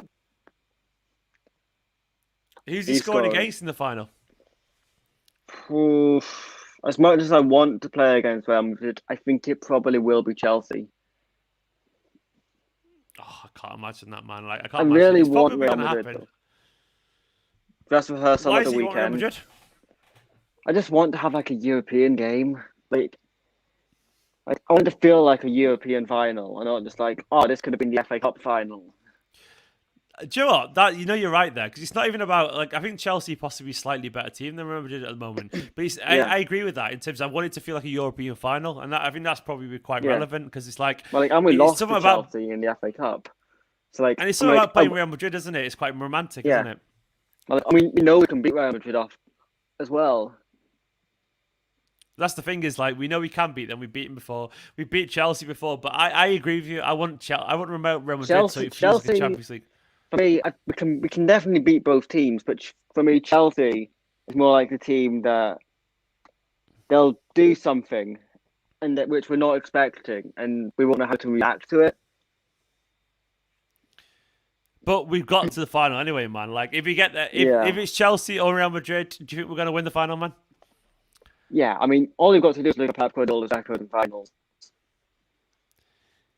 He's like flawless, isn't he, in finals? And like, this is a victory for Pep as well tonight, man, because Pep was absolutely brilliant, wasn't he? Yeah. Got it right. It's also Scott Carson's second Champions League final. Scott Carson, a man who's never first was never in will be on the pitch. His first was in 2005 with Liverpool. His second in 2021 with Man City. Both were in Istanbul. Wonderful stuff. Absolutely. Scott Carson's going to win the Ballon d'Or again. He's going to love the city of Istanbul if he's been on the bench or in the stands for 2 champions and gets 2 Champions League medals for it. Scott Carson has the life that all of us want. Just sat on the bench, watching all these brilliant footballers do whatever they want to do. Get a fat sum of cash. Yeah, just what a life, Scott. He's just shopping at the Trafford Centre all the time, doing absolutely football. It's been absolutely what a life Scott Carson's got, man. I mean, I'd go and be a third choice goalkeeper for any club. I'll do it. If any club wants me. I'll do it for absolutely anything. Get in touch with him, so you never know, man. You never know. Legand, thank you so much. Almost got a game for Hibs. I probably almost got a game for Hibs at the moment. Both of you would, man. Thank you so much for coming on, man. We're in the final, man. Catch you in a bit, dude. Yeah. See you later. Come on. Bye. Come on, City. Guys, I really need the toilet, so I'll be back in. You hang on. I'm back in a few seconds. I'm bursting. I'm absolutely bursting, I promise you. I'll be back. Hang on. I'm going to put a whole screen on. Listen to the music. Kieran, I'm waiting. I'll be back in a second.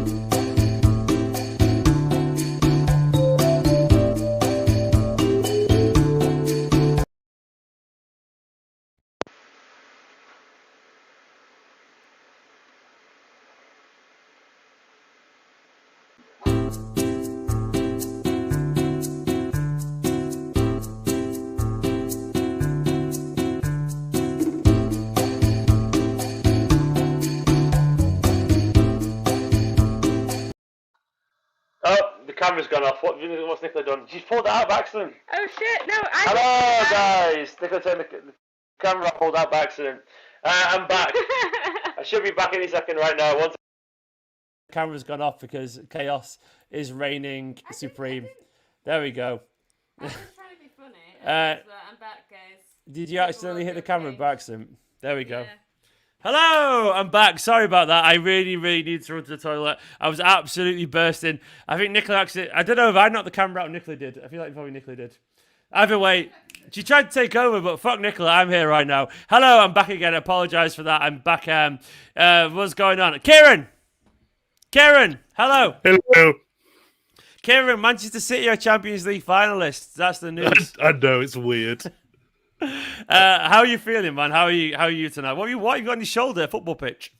Basically, everyone suddenly got their scarves out, so I had to not be outdone. So I've got 3 here and a picture of Company's goal against Leicester the other year. Don't shoot, Vinny, man. Don't shoot. Don't shoot. So I just didn't want to be outdone. No, you've not been outdone. Fuck, man. What the... Good night, eh? Good night, eh? City are in the Champions League final. What does that mean, man? God knows. What does that mean? I mean, it means that we have the chance to finally shut up at least 50% of England. And hopefully more. I mean, we'll win one and the shouts will be, well, you've only won one, and then we'll just have to keep winning more of them, and then we'll ruin football some more for everyone else, and then it'll just be Manchester City forever. You win one, and as you said, everyone will say you need another one. It never ends. But it doesn't matter, because it gives a fuck what they think, man, right now. We're City fans, and we can enjoy this, man. Because it will never end, and that's the abyss that is Twitter and social media. It's a constant, it never just ends at a game anymore. It's like a 150-year cycle of, trying to prove that you're good enough, and it's bullshit. But either way, tonight is our night, and fuck the rest of those people, man. Tonight is the night for the players. It's the night for the fans as well. I know we've not won it yet, but it's weird that it feels like we have. I know we haven't, but you know what I mean by that? It feels like a really momentous night for Manchester City, doesn't it? I think it's the thing of we've never got here before. We've never made it to a final, so because this is as far as we've ever made it, this feels like winning. And if I'm honest, I mean, I'm happy that we're there in the first place. I mean, for me, yes, if we win, absolutely fantastic. But I'm just happy that we got there, and that Pep seems to have shrugged off this thing of not being able to get past the quarters with City and not being able to overthinking European football and things. So it's a big opportunity for City now, and we need to take it. We do need to prove. Yes, I have, Scott. Scott, shame on you, Scott. But no, I had to bring that up then. Made me laugh. No, but you're right. You're right. It's the big thing that Man City have proved tonight. And I guess either way, the players will feel that they belong now, don't they? They will feel like they belong at this level, and rightfully so, man. Rightfully so, because they've answered all the questions, haven't they? They've been thrown their way tonight.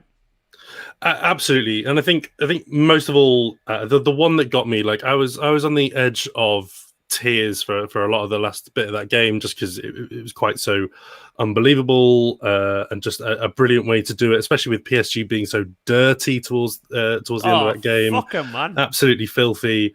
Should have been more than one red card, but definitely the way Zinchenko collapsed to the ground at the end and was crying like he had already won the Champions League final, it was that for me that I think finally tipped me over the edge, because the guy has come from being told you can go out on a loan move or we can sell you just 2-3 seasons ago to playing in a Champions League semi-final above players like Cancelo and Benjamin Mendy. I know Mendy isn't necessarily the player that we thought we were buying, but he was still bought for a large amount of money. He's a 50 million fullback, man.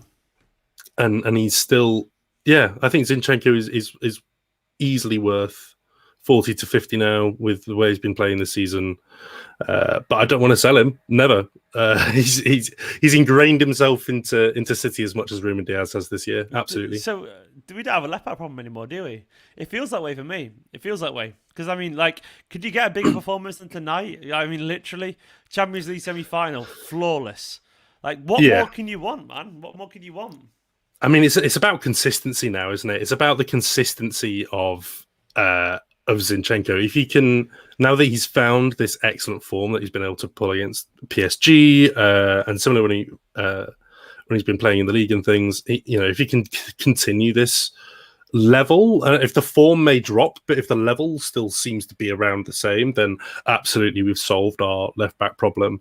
I'm not going to say it's solved just yet, because I don't think left back is ever a position that's solved for Pep Guardiola after his time at City. Yeah.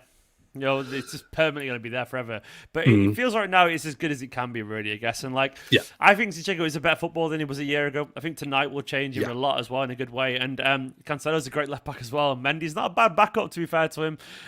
Life is pretty good at the left back situation, as it is in central midfield. Fernandinho, Kieran, tonight was absolutely fantastic yet again. I mean, we've talked so much about he's brilliant. Tonight it was about his leadership as well, wasn't it? Like he felt like Pep absolutely nailed the decision to start him tonight, not just because of his quality, but because of what he meant to this Manchester City side. Oh, absolutely. I mean, what he brought today was absolutely just leadership and experience and seniority. We needed the club captain on the pitch today, and he was there, and he showed why he's the club captain today. I mean, there are formative moments throughout that match where he is a rock, and while he's not as fast as he used to be, he's maybe not quite as committed is maybe the wrong word, but he's maybe not quite as crunching as he used to be. He's still so commanding in the middle of that pitch, and he has that intimidation factor as well. And I think that's probably a large part of why he was played. Players like Neymar and Di Maria and things are going to look at Fernandinho and go, I better not go near that one because he's going to beat me up. Exactly. And he did.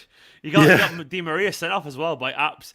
Fernandinho has this incredible ability to stand there and just piss people off, and I fucking love it. He's a master troll, but by doing nothing other than just knowing how to press the buttons. And there's something about that wins you titles as well. Knowing how to outthink your opponents, how to psych them out, essentially, isn't it? And that's what Fernandinho does absolutely brilliantly. And half of football is mentality, isn't it? Half of football is mentality, and Fernandinho is a absolutely mentality monster.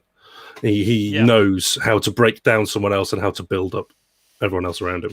I've just had a mental image, Kieran, of Fernandinho lifting the Champions League trophy, and it's the greatest thing I've ever thought about in my life. It's incredible, isn't it? How do you? I can't wait for Edison to get hold of it and to pawn it off for more guns or something. Oh, we're getting ahead of ourselves here, but how do you if Fernandinho? I want him to stay, but if he does do this, he won't want to stay. That's the way to go, isn't it? If I was him, I'd be like, nah, I'm done. I'm wiping my hands. This is it. You can't get better than that, and that's how you walk out. But it's crazy, Kieran, that we're talking about this, mate. Genuinely crazy, because this is what Manchester City are now. We are Champions League finalists, and it's an insane night of football. Thank you so much, man. Thank you so much for coming on, Kieran. No worries. Absolute Thank legend. Thank you so much, and I will catch you very, very soon, no doubt, mate. See you later, dude. Absolutely. In a bit. See you later, man. Don't forget, if you want to have your say, I know loads of people become members. I've seen a few more comments. Where have they gone? William, you're so kind, man. William saying, thank you so much, Steve, for making the Champions League nights at home so special. City win, esteemed company live, Champions League final. How has 21 become a special year? Love you, G. William, love you too, man. Thank you so much.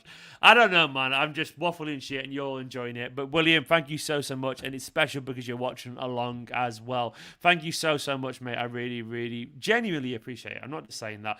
Thomas Touchstone, you've just touched down in the right place, Thomas. Thank you so much for becoming a YouTube member. Don't forget, if you want to have your say on this as well, if you're a member or a Patreon, Patreons is a post over on patreon.com/esteemed company with a link in. Members, youtube.com/esteemed company. There's a community tab, and you'll find a post in the community tab where you can join this link and get on as well, quite a lot of people have done as well tonight. I am exhausted, but life is absolutely wonderful and very much worth it. Meta commentary saying, Stephen, thanks for all the content and hard work. Oh, thank you so much, Meta commentary. You do more good than you might realize. I don't. I just chat about football, mate.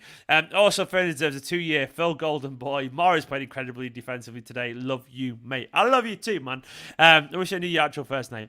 But yeah, Werner does deserve to stay. 2 years, that's a big shout, but I'm not against it, mate. I'm not against it. Phil is the golden boy. Mahrez did play incredibly, and I love you too. Big love to you, mate. Thank you so much. All right, let's get to the comments. Not comments, the videos. Kieran. Another Kieran. Kieran Stevens. How you doing, my friend? You good? I'm buzzing, mate. I'm fucking buzzing, for lack of a better term. Mate, I'm buzzing for the fans, the players, Pep. It's been years of hard work, and like you could almost sense it before, but you could just feel like there was that one thing missing, or just that missing link. And I don't know what it is this season, but it's just since we went on that win streak, everything's just turned around, and oh mate, I'm so buzzing. What's this down to, man? What's this winning streak down to? Because the club has changed dramatically over the past 3 or 4 months. It seems like it's been like an issue of composure, for like lack of a better term. Like Sterling with the tap in last year and finding our feet with penalties. It's just been something where like it's almost like we don't believe we're that team sometimes. But tonight there was no doubt when that ball was going across the MAHREZ. Like all 4 of us in my living room stood up as soon as it was going in. We knew it was in. We were buzzing as soon as Foden put that ball across. Like I don't know, there was just something different about the air tonight. It was just in the air, like you've been saying for months. It's inevitable. It's gonna happen. Like, it's gonna happen.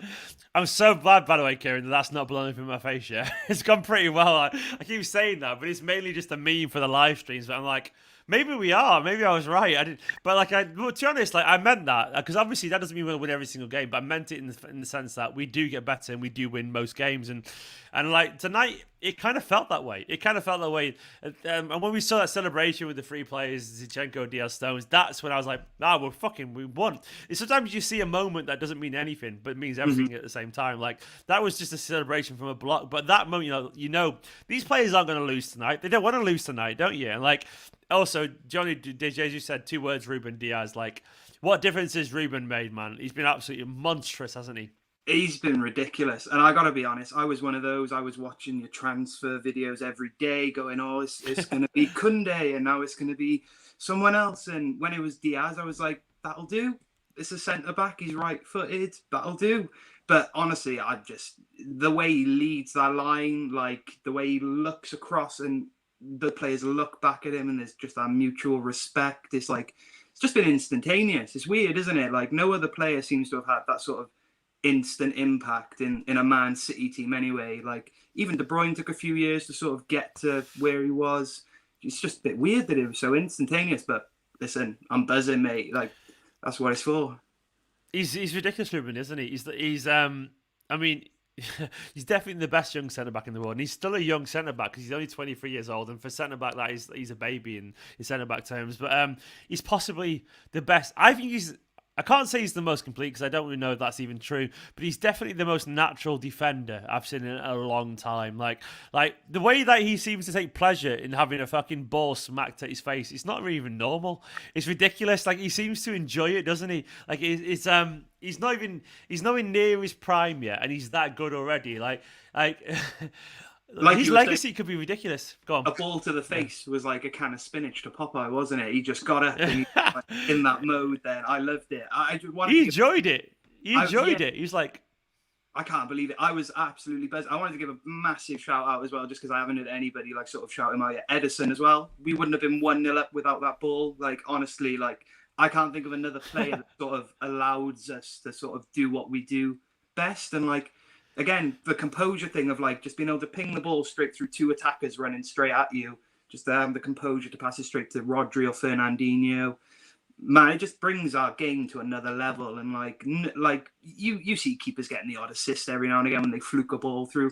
They're not flukes. He practices them. No. You know, he stays behind. He practices those. He's got them on dial. Like it's just something that takes us to another level. I just feel so blessed, man. Isn't it weird though that Edison tonight, we're talking about him not from the sense of like, oh, what a great keeper. He's like, oh, what a fucking great footballer. Edison is.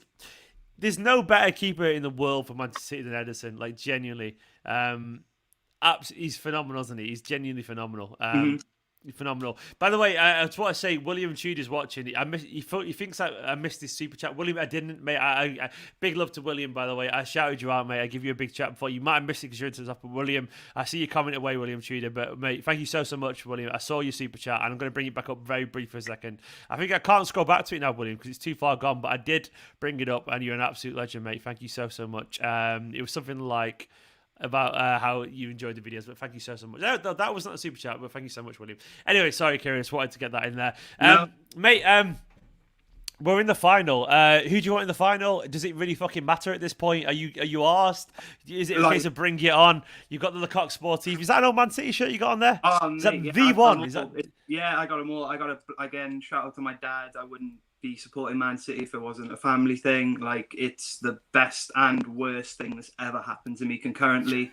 It's and I gotta be honest, the shirts are the best. Like, the retro shirts just are. But to be honest, that's a terrible but brilliant shirt at the same time. It's an awful shirt, but I love it. I thought, someone's got to wear a minging one on stream. Everyone's repping the nice blue. bring back the grey. But with the final, who cares, mate? We're gonna be on. We're going to be on every channel. Everyone's going to be talking about us. No one's going to be saying, oh, we beat Chelsea. Oh, we beat Real Madrid. They're just going to be saying, we won the Champions League. And if we go in with our mindset, I don't care, mate. Even if we lose 3-1, if we go in with our mindset and we play like we did tonight, I've got no reservations whatsoever. I couldn't care less. I'm just buzzing, mate. Buzzing. Joe, that's how I feel, Kieran, man. Like, I know I want to win it, and I'll be devastated if we don't win it. But right now, in this second, the emotion that I'm feeling, I think is true. That I'm just happy that we're there, and happy that we got there, and I'm happy that we feel like we belong at this level now, because it's always been a matter of time. But right now, that time window feels shorter than ever. I do feel like we are going to get there, and people can pretend it doesn't mean anything to us, but it fucking does, man. It does, doesn't it? Because it's like never yourself, man, more global either. Like with this channel, with all the other channels popping off as well, it's never felt like a more global community, the Man City community. And as much as people were doubting us at halftime in the last game, like, there were those of us still saying, "Come on, guys, we got this." And it's nice that we're a community, and you got the naysayers, and you got the optimists, and it takes all sorts to make a world go round, and that's the same for a fan community. I love it. It does indeed, man. Whereabouts are you from, by the way? It sounds like a Welsh accent. I'm from Cardiff, but I live in Bristol, back and forth, so yeah. No, I love it. You sound exactly like Hugh Stevens, the old Radio 1 presenter. You really do exactly like him. You played in one of my old bands once. By the way, Kieran, you're an absolute legend, mate. Thank you so much for coming on. I really, really, really, really, really appreciate it. Have a good night, Big love to you, man. I'll catch you soon, hopefully. See you later, dude. In a bit. See you later, man. Kieran's a fucking legend, as is. I hope you're ready, Connor, because I'm coming for you in a second, man. Connor is coming on. Hello, Connor. Stephen. Oh, it's good to be back, man. What a day. What a day. Congratulations, right, man. Congratulations. Oh, so cathartic. So cathartic. Right back at you, man. Right back at you. It's been a pretty good day in the world of Manchester City Football Club, Connor. We are can't complain Champions too League much. Final. Oh my gosh. Final. I don't know. I always think I told myself, yeah, this day would come, but it never really kind of felt like it would come. With each Champions League fixture, it was like, shit, it might not be this year. It might not be this year. And it's hard to live with that anxiety coming into all these games, but it's real now. It's real. It's very real, Connor. It's very real. I mean, I don't think it's going to sink in until maybe a couple of days from now. But yeah, probably not. That pressure. I mean, the thing is, the pressure hasn't kicked in yet. It's all excitement. It's all giddiness. It's all energy. But the pressure will kick in eventually. And it's quite funny because right now we're all happy and we should all be happy. But soon it's going to give away to dread and fear and anxiety, and that's what I'm dreading. But right now, I want to just enjoy it, mate. Because do you know what? I've not done yet, and you've probably done this, Connor, but I've not had a chance to do because I've been streaming. I've not seen all the reactions. I've not seen what Pep said. I've not seen what the players said. I've not seen their reactions. But I presume they're all absolutely fucking buzzing, mate. I presume they're all very happy, and rightfully so, right?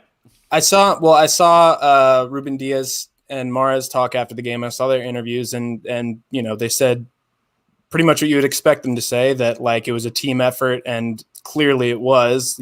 Sometimes I find myself forgetting who scored in these wins, like just because everything is so team oriented. And then I saw one locker room video that Zach Steffen posted, and the players are just going nuts, and rightfully so. So making it through the Champions League semifinals is probably the most difficult thing to do. I think, finals, a one-off game, obviously the pressure is going to be incredible, but making it through a two-legged semifinal is against PSG is insane. So difficult. And, we should just appreciate how good the team played today. Deservedly so. We were the better side, man. We were the better side. I mean, that's the thing. They were brilliant, but mainly were just impetuousness, weren't they? They were childish. Yeah, well, I'm from the U.S. and so obviously I haven't been a Manchester fan my whole life, and so a lot of my formative days as a soccer fan were spent, 10 years ago when it was Pep versus Mourinho in La Liga, and I remember my dad and my brother are huge Barcelona fans, and I decided to be a Madrid fan just to be a contrarian and bring some chaos into my house, and just watching those games, time after time, it was Barca playing the better football and Mourinho trying to destroy everything and the players trying to destroy everything and every Real Madrid player being on the edge of a red card and Pep just demanding that Barca play their way and play with their identity. And most of the time they would, and most of the time they would win. And, I feel like it's eventually I couldn't support that Madrid team anymore. I couldn't support that mentality anymore. And so I found my way to a new team, and that was Manchester City. And it's, oh my God, it's like it's come full circle just watching Pep bring this football to Manchester and seeing PSG react the same way Madrid would react all those days back then. Like it's so incredible. We win, and we win the right way, and we do it as a squad, not as individuals. It's beautiful. Apparently Pochettino said that they dominated. They didn't. they had a lot of possession on the ball. What game are you watching? Okay. I don't know. Part you're a good bloke, but you didn't dominate. You had an awful lot of. They did have a lot of possession on the ball. I'll give them that, but it wasn't chances. It was like it was very much just it was just. They were just there, and I mean, if you're going to win you're going to try and get the Champions League, you need to create chances against us, and they didn't do that. And a large part of that was down to the structure and the organisation of Guardiola. Absolutely. And it feels like this is like Guardiola. It's obviously it's a collective achievement, but it feels like this is very much a Guardiola achievement because we were down and out a few months back. We were genuinely down and out, and like where we are right now. This is very much a victory for Guardiola, and do you think he'll know that as well? Do you think he'll feel quite a lot of pride in this team personally?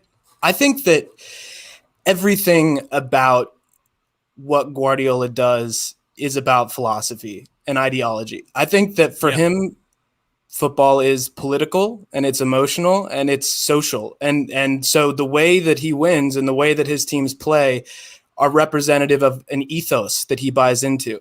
So, when we win and we win with that ethos and that philosophy, it empowers him and it empowers the players. It brings something supernatural that you can't just buy.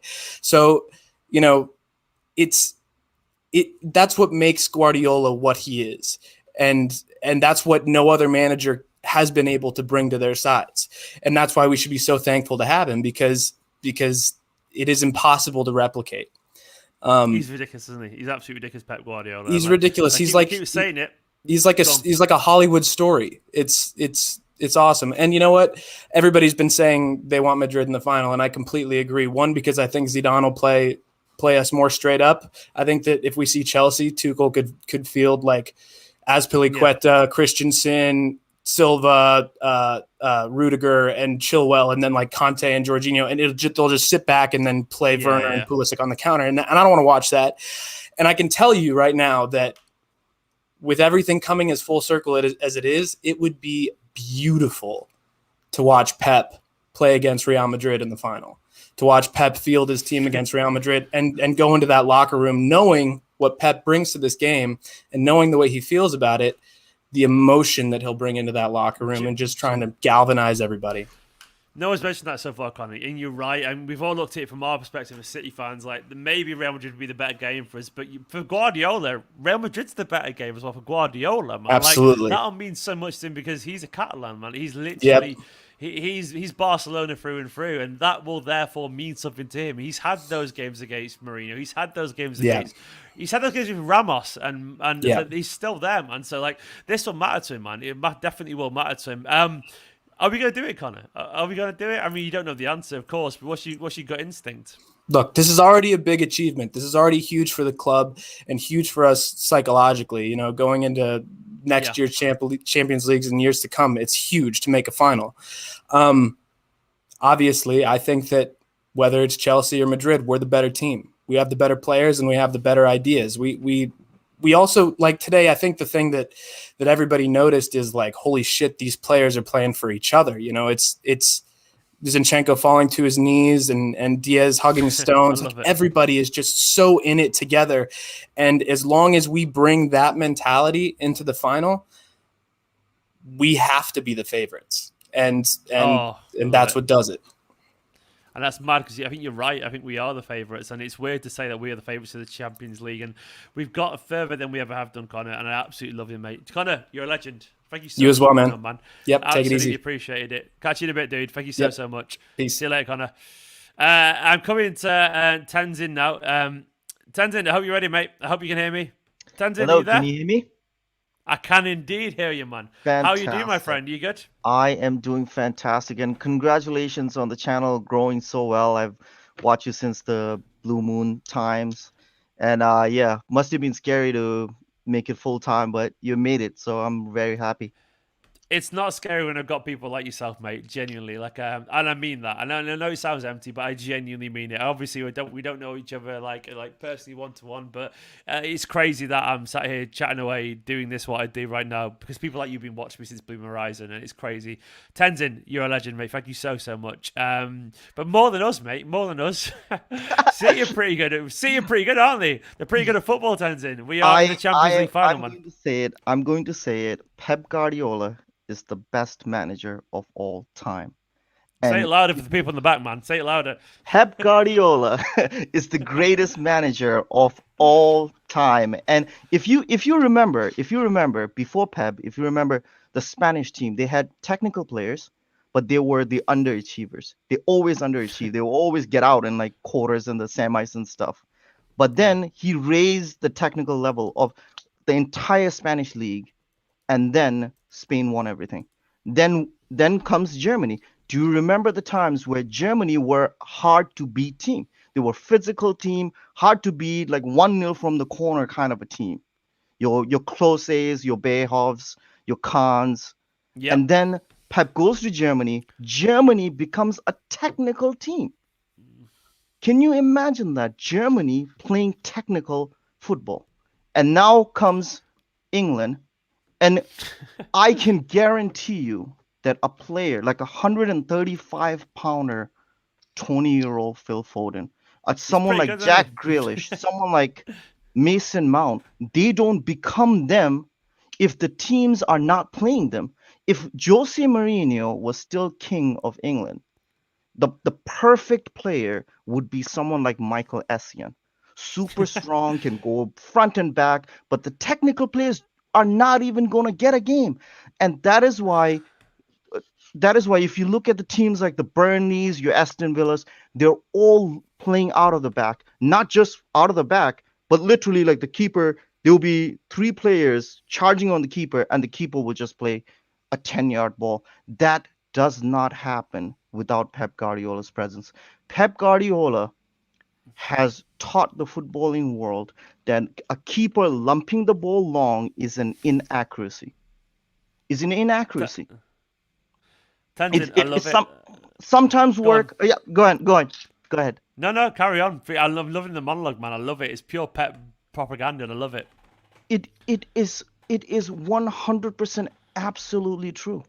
Because when Pep did it on the first couple of years, everybody in England was saying, "Oh, look at this! Oh, they're playing in the Farmers League. Oh, he's got these players. Oh, he's doing this stuff." Cannot happen in England. It cannot happen in England, they said. And now watch like the 17th and the 14th position Premier League teams, and they are playing out of the back. Nobody is lumping it long. Mourinho gave a blueprint on how to win the Premier League. It was you draw or nick a win against the top 6, then you try to win against the bottom, 14 side, and then you get 90 points and you win. Pep has shown that that's not good enough. You need to keep possession, you need to beat teams, and you need to go on 15 games win streak, 20-game win streak, and only then you are challenging. And Liverpool, give it to them, they won it, but they had to go on like they won 25 out of the first 26 games or something like that, and then they won.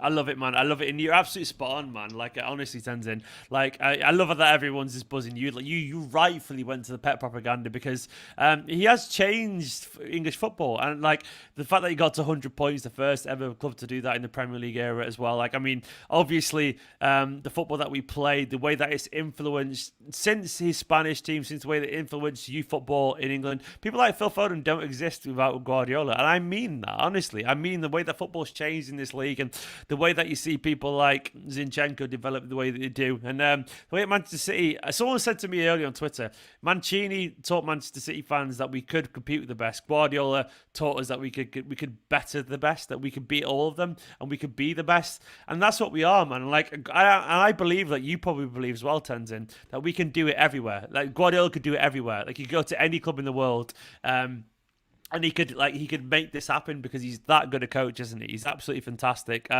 Obviously, if he had the right players and so on, but this is a victory for Guardiola tonight, man. It's also a victory for the rest of the squad as well, isn't it, Tenzin? Because it wasn't just him. All those players were warriors out on the pitch.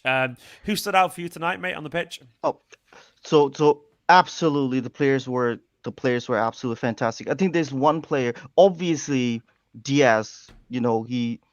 I don't know what he was on. He must have been on some sort of an injection because he was just a man possessed. Like, he was absolutely crazy. But I think one player that probably didn't get a lot of mentioning is Kyle Walker. Remember, how many times did Neymar go past Kyle Walker in the 2 games? 0 times. Man. Absolutely 0 times. And in fact, he didn't even try it.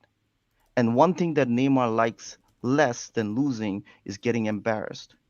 And Neymar knew, because Neymar is a left-sided player. Neymar plays about 75 to 70% of the time. He plays on the left, comes from the left and the inside, maybe a little bit on the inside. But Neymar was constantly on the inside. He was coming deep, and there was a reason for it, because he did not want it to be on the left forward position. Because if he knew that if he drops his shoulder, go past Walker, and he will just take 2 steps and the Walker will be in front of him again. So he would have been absolutely embarrassed. Just like Mbappe, who kind of got embarrassed the last game where he had about a 10-yard lead on Walker, and Walker just got back within 2 seconds. But then obviously he had the ball and there were other players with him.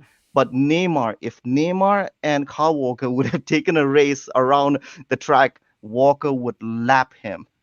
So that's why Neymar did not even try to go past him. It was so funny. But yeah, the moment I saw this morning that the Mbappe was not playing, I was so chilled. So chilled. The first leg, I was so nervous. And in the first half, at the end of the first half, I was like, all right, maybe this is our level. This is not good. They got these players. We don't have these players. We probably need someone like Haaland to challenge to the final or win the final. And then kind of the reality set in where Pep kind of justified, leaving all these players out against Chelsea. Because Paris have been playing their first 11 every game. And I think they are like 1 point behind Lille, 1 point above Monaco. They're literally in a 3-horse race, in a 1-horse league, basically. Yeah. But we could rotate, and Verratti and Marquinhos both came back from injury. Neymar's actually coming back from injury as well. It's only been like 4 games, and he got red card in one of them, so he does not have a match fitness as well. So just taking nothing away, Kyle Walker just completely shuts down half of the counterattacking. If we have 2 Kyle Walkers, we can literally have our 4 defenders at the halfway line, and it will never concede a goal. Because what are they going to do? He's ridiculous, man. Tenzin, Kyle Walker is. I'm with you, Kyle Walker. I got a DM from someone who works with Kyle Walker, like very close to Kyle Walker, saying, "Is Walker the best right back in the world right now?" Can't think who comes close. And do you know what? I think he is right now. And he's not the most attacking. He's not the most gifted. But if you want a guy who can literally shut down a whole side of the pitch with that pace and physicality, there's no one else in the world who can do that, man. There's no one else in the world can do that because Kyle Walker is a freak of nature physically. And I know people go, oh, he's just fast, but he isn't. He's intelligent, he's physical, and he's better technically than people realize. Kyle Walker, and Safi said we need a Walker remote. I agree, Safi. I'll make sure that happens. But he's brilliant in it, mate. He's absolutely brilliant. Tenzin, last question before you go, man. Are we going to win the final? 100%, and I want it to be Real Madrid. They are the king of Europe. They got all the trophies, and I want it to be spectacular, and I want Madrid in the final. And I don't see anybody to beat Manchester City. You need an extremely good right-sided forward player, and they don't have that.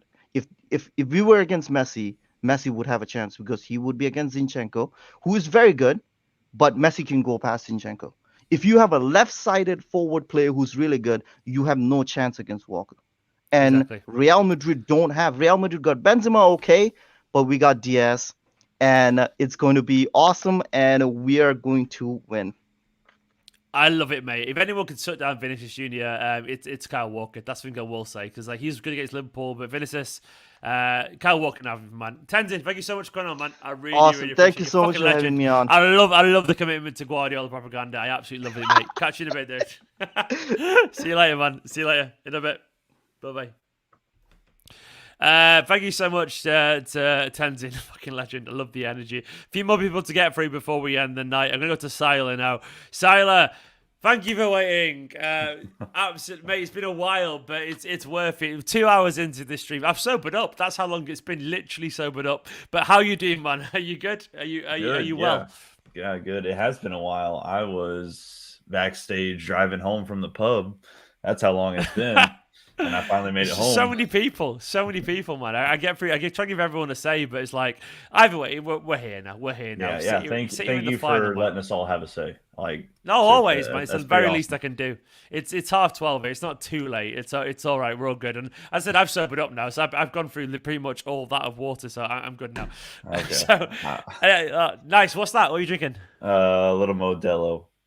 It's definitely earlier in the day for you than it is for me, I reckon. Yeah, it's 7:30. Fucking neck it, man. Just neck it. Get it down here. Enjoy it, because it's not every day we're sat here chatting about a Champions League final, mate. Nope, how much does this mean to Manchester City? How much does this mean to the club in general everything. and for you as a fan? It means everything. And this is the world is witnessing something that has never happened before.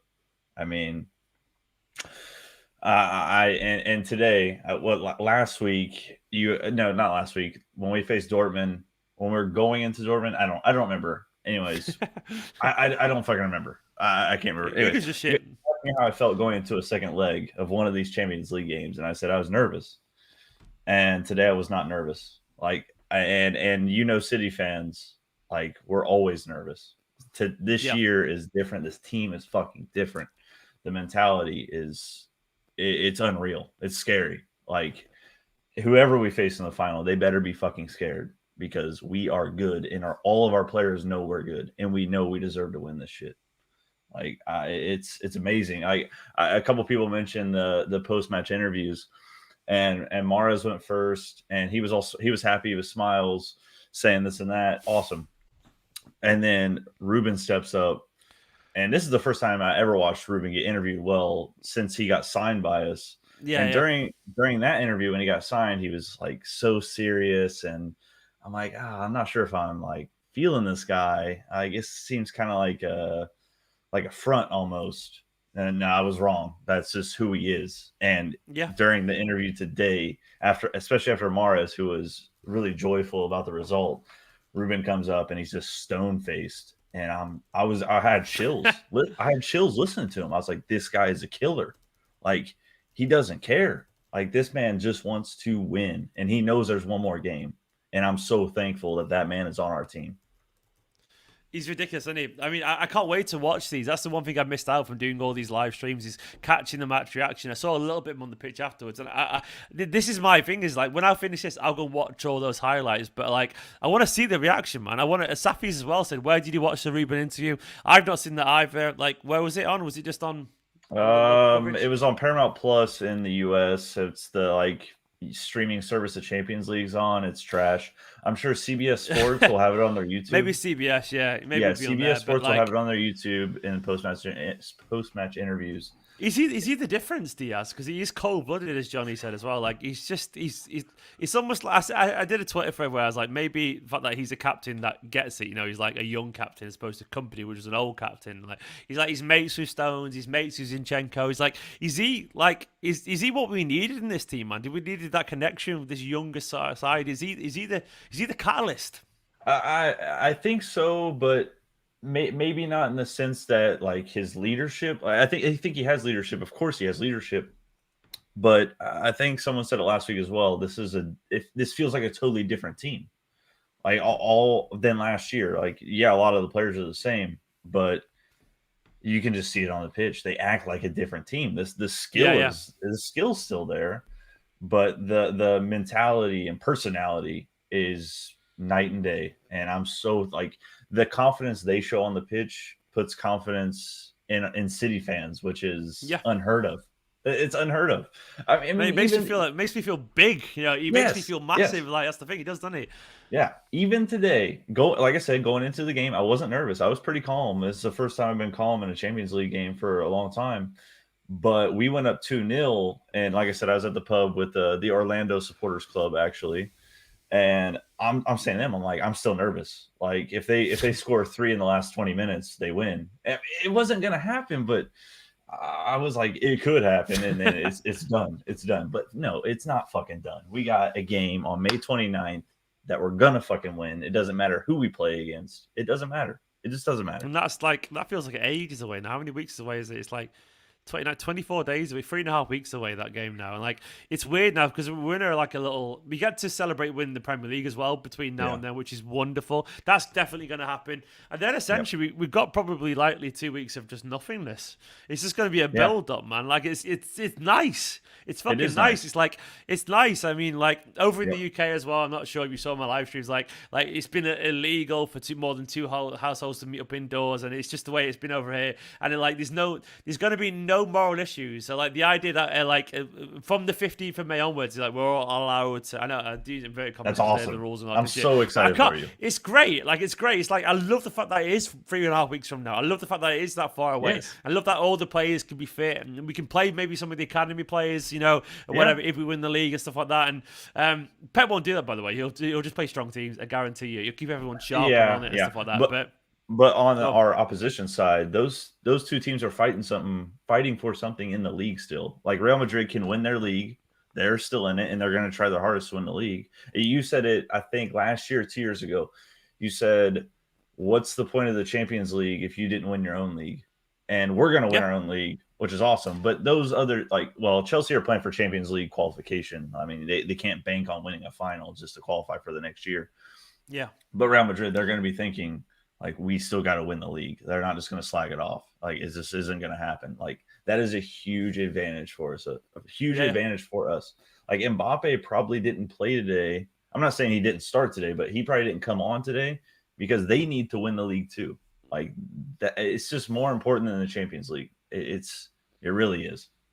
No, you're right. You're right. And like, and I go back to that point that you made a minute ago. Like, I do believe there's no point saying you're the best team in Europe if you're not the best team in your own league. And I wasn't saying that just to be kind of, you know, salty or anything like that, but I just think it's true. Like, I mean, when Chelsea won the Champions League for the first time a few years back and Liverpool won it in 2005 or whatever for the Istanbul one, they weren't the best team in England by a mile, and neither of those teams were. And like, it was a cup win. It wasn't we're the best team in the Europe win. Yep. And that's fine. It's great fun, but it's still, no one thought that Chelsea side or that Liverpool side were the best teams in Europe. They just thought they had a good cup run. And like, the stories are amazing. The stories are amazing, but the teams aren't historical. Like the moment Liverpool had in 2005, that's historical. The moment, not the team. Exactly, yeah. And this team, if we do this, No one can deny it now. No one can deny it at all. And that's what I love about it, and that's why I'm excited by this, because we are going to win the league. And if we win the Champions League, it's a weird treble, but it's a treble nonetheless. Yeah, and I would fucking love it. I wouldn't give a fuck, man. I wouldn't give a fuck. We already got the biggest trophy. We already got the biggest trophy in England. The next two are bonus. The Premier League and the Champions League are bonus to the Carabao Cup. They're bonus. I think you meant we got the biggest trophy in the Carabao Cup, man. That's the fucking one yes. I love. I would never get bored of the Carabao because once again, football is all about moments, and the amount of times I've sat there watching it with my dad and Nicola as well, watching the City win the Carabao, I fucking love it. I absolutely love it. Fuck the FA Cup. We got the Carabao. That's all that matters. Silent, mate, thank you so much for coming on. You're an absolute legend. Cheers, Steve. Have a good one. As always. I've got nothing left to cheers you to. I'll just get my squash. But cheers. Cheers, man. Thank you so much. Catch you in a bit, mate. See you later. Bye-bye. Bye-bye. I come into Mike next. I think it's Mike, then Lewis, then Thomas. Mike, I'm not sure if you're there. You're there, Mike. Fingers crossed you are there. I can see a hand moving over the camera. Hello, Mike. I'm here, Chief. You are indeed, Mike. Mike, we are in the Champions League final. That's all I'm going to say to you. It's so good, man. It's so freaking good. Oh my word! I was watching with you. I was watching with the game on the CBS feed and listening to you, and like the first goal when it went in, and you were delayed or whatever, and I was just sitting there going, I can't wait for Steven to see this. Like just gonna go nuts because I was going nuts for you, man. It was so good. That feels like hours ago now, but like my fucking internet is like it's fine now. It's so annoying. It just does it at opportune moments. And like I didn't even see the goal. I just clicked back on the stream. It was 1-0 Man City. I was like. It's like I think I was robbed of the moment. It was such a weird feeling, but who gives a fuck right now? We've won. I know it. It's all good. But you've discussed we've covered. I've watched a lot of this, and we've covered so many players. Just between these two ties, can we just discuss the fact that Mahrez has just made the ball go just through people? Like what? How did he doubled that first goal was a double nutmeg. Like that went under the legs of the defender and the goalkeeper. And then his set piece in the prior game, like that ball like phase shifted through the wall. Like it just, I don't even know how it got through there. What the hell was that? Man. Don't know, he's got the fucking... Yeah, he's done some magic shit, and I love it. Look at that. He's an Algerian wizard. And he is the Algerian Doctor Strange. That's right. He really is, and that's there we go. What if you Kevin Feige? If you're watching Marvel Phase 5, there we go. Get Mahrez in it, man, and he'll get. I tell you what, if I've learned anything about Mahrez fanboys, you'll get a lot of views. So Marvel, sign up, fucking Mahrez, man, and it'll be the biggest thing in the world. He's a good player. He's magic Mahrez, isn't he? But totally. 2 goals tonight for Mahrez, man, as well. Like, I mean, it's like he wasn't like the most involved player, arguably, but 2 goals, man, magic Mahrez, fucking hell, like. He's just what a legacy for Mahrez. He's got us to the first ever Champions League final. It's amazing, and that first goal. I mean, I know again, like it's balls. It's still the pitch is a mess. Like the ball is moving slow because it's just covered in hail. And but that pass from Ederson, and then Zinni just picks out KDB perfect. He whacks it right into some defender, falls to Mahrez, boop, just right in, man. So good. So good. Every single one of them. I know we sound like a stuck record now, but genuinely, this was it was a team performance, and it's a cliche, but it's a cliche for a reason because it was true. Like, I mean, it didn't even feel like City were playing the best football tonight that they've ever played. No. But how could you on that field? On that field, I mean, when I was at the beginning, I was just like, "Gosh, I hope this doesn't go the wrong way," because who knows what's going to happen when guys are sliding all over the place. It was like it came out of nowhere. I was like, but that's Manchester for you. Like we were sat there and the weather was kind of all right, and then all of a sudden it was pissing it down, and then hailstone out of nowhere. And like, what the fuck's the hailstone come from? It's May. Like it's literally mid-spring, and over here it's mid-spring, and the weather's been quite nice over the past couple of weeks, and then just hailstone. But that's what Manchester does. It's he throws a curveball in. I wonder if that helped though in a way, but like because City were sometimes a game like that when the weather becomes horrible, it can make it feel like a battle, more of a battle. Like it was like we're in the trenches, and the City players. That's the one thing I wouldn't say surprise is the right word because it's unfair on the players, but I guess I wasn't quite prepared for that how much of a fight it was going to be tonight, and it was a battle, wasn't it? Physically, like there was a lot of PSG players leaving their feet and leaving their foots in really late, and they were aggressive and physical. But maybe that's why it was a massive shock as well to go with Fernandinho, because there's no one better in a fight than Fernandinho, is there, Mike? Totally. Because before the lineups came out, I was just like, no, they're not going to play Fernandinho. Rodri's has been playing so well, but he was the perfect guy for tonight. He was out there just bossing people around. It was great. He's absolutely phenomenal player as well, and Zinchenko is like getting the nod as well over Cancelo. Fight that little guy, man. He is the loudest dog in the yard and the smallest, man. He's just out there, just like, no, this is not happening. And you're not pushing my guys around. You're not fouling my guys. I'm not having any of that. He's great. Love that spirit. Does he start in the final now? Does he start in the final? I think he does, doesn't he? I think he, unless Cancelo really brings his form around again. But Zinchenko is like, it's almost like they're discounting him, like they're leaving him more space on that edge, and it kind of unlocks everything. Once he gets the ball on that. Now I'm dyslexic. I have to remember on the left side. Like he gets it right into the right area, and then everything happens after that. He's absolutely brilliant. Like, and once again, he's a great example of why we individually you just don't ever give up, in life, because like Zinchenko has made his own look, and like I know personally, he's a great guy based off what my friends have told me and all that kind of stuff. We work with him. And he cared, and like I sometimes, it's the whole saying, hard work beats talent when talent doesn't work hard. And like, I mean, thankfully we've got players who work exceptionally hard who are also incredibly talented, and that is it's a potent cocktail, isn't it, Mike? It really is. And it makes me feel good about the final, man. Like, how are you feeling about the final now? Obviously we don't know who's going to be there yet, but are you even bothered personally? Well, the form and the spirit of the team is so good right now. It's like, I mean, actually, we're not playing the most amazing football I've ever seen right now, but it's definitely good enough. And this is a team that if you punch them, they will punch back. They will get up and they will punch you back. They do not give up. They fight and fight and fight. And that is as important as anything. That's as important as form, right? Because the fight always has to be there. You always have to have that, because you're gonna have disappointments. It's gonna happen. You just got to keep going. You have to, man. You have to keep going. And you're right. There will always be disappointments, but this team seems to be bothered about him in a way that other teams don't. You remember, like previous years, it felt like we were kind of weighed down by our own insecurities, but this team doesn't feel that way, does it? I don't know if it's Ruben Diaz. I mean, someone said you have to go and watch. Safi said you have to go and watch the Diaz interview. Said it's just class. I've not seen it yet. I'm sure it's absolutely amazing. And also, I think Safi also just mentioned how happy were you to see Aguero come on late? That was a lovely. That was so Mike? good.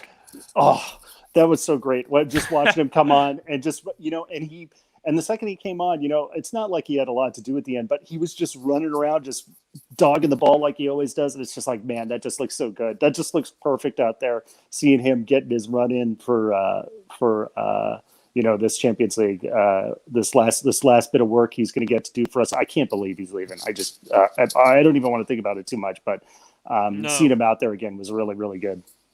I was buzzing because it wasn't even necessary, but I felt like it was a very emotionally intelligent touch from Guardiola. He knew what he was doing there, and he wanted Aguero to be involved in that, just so in case he deserves it.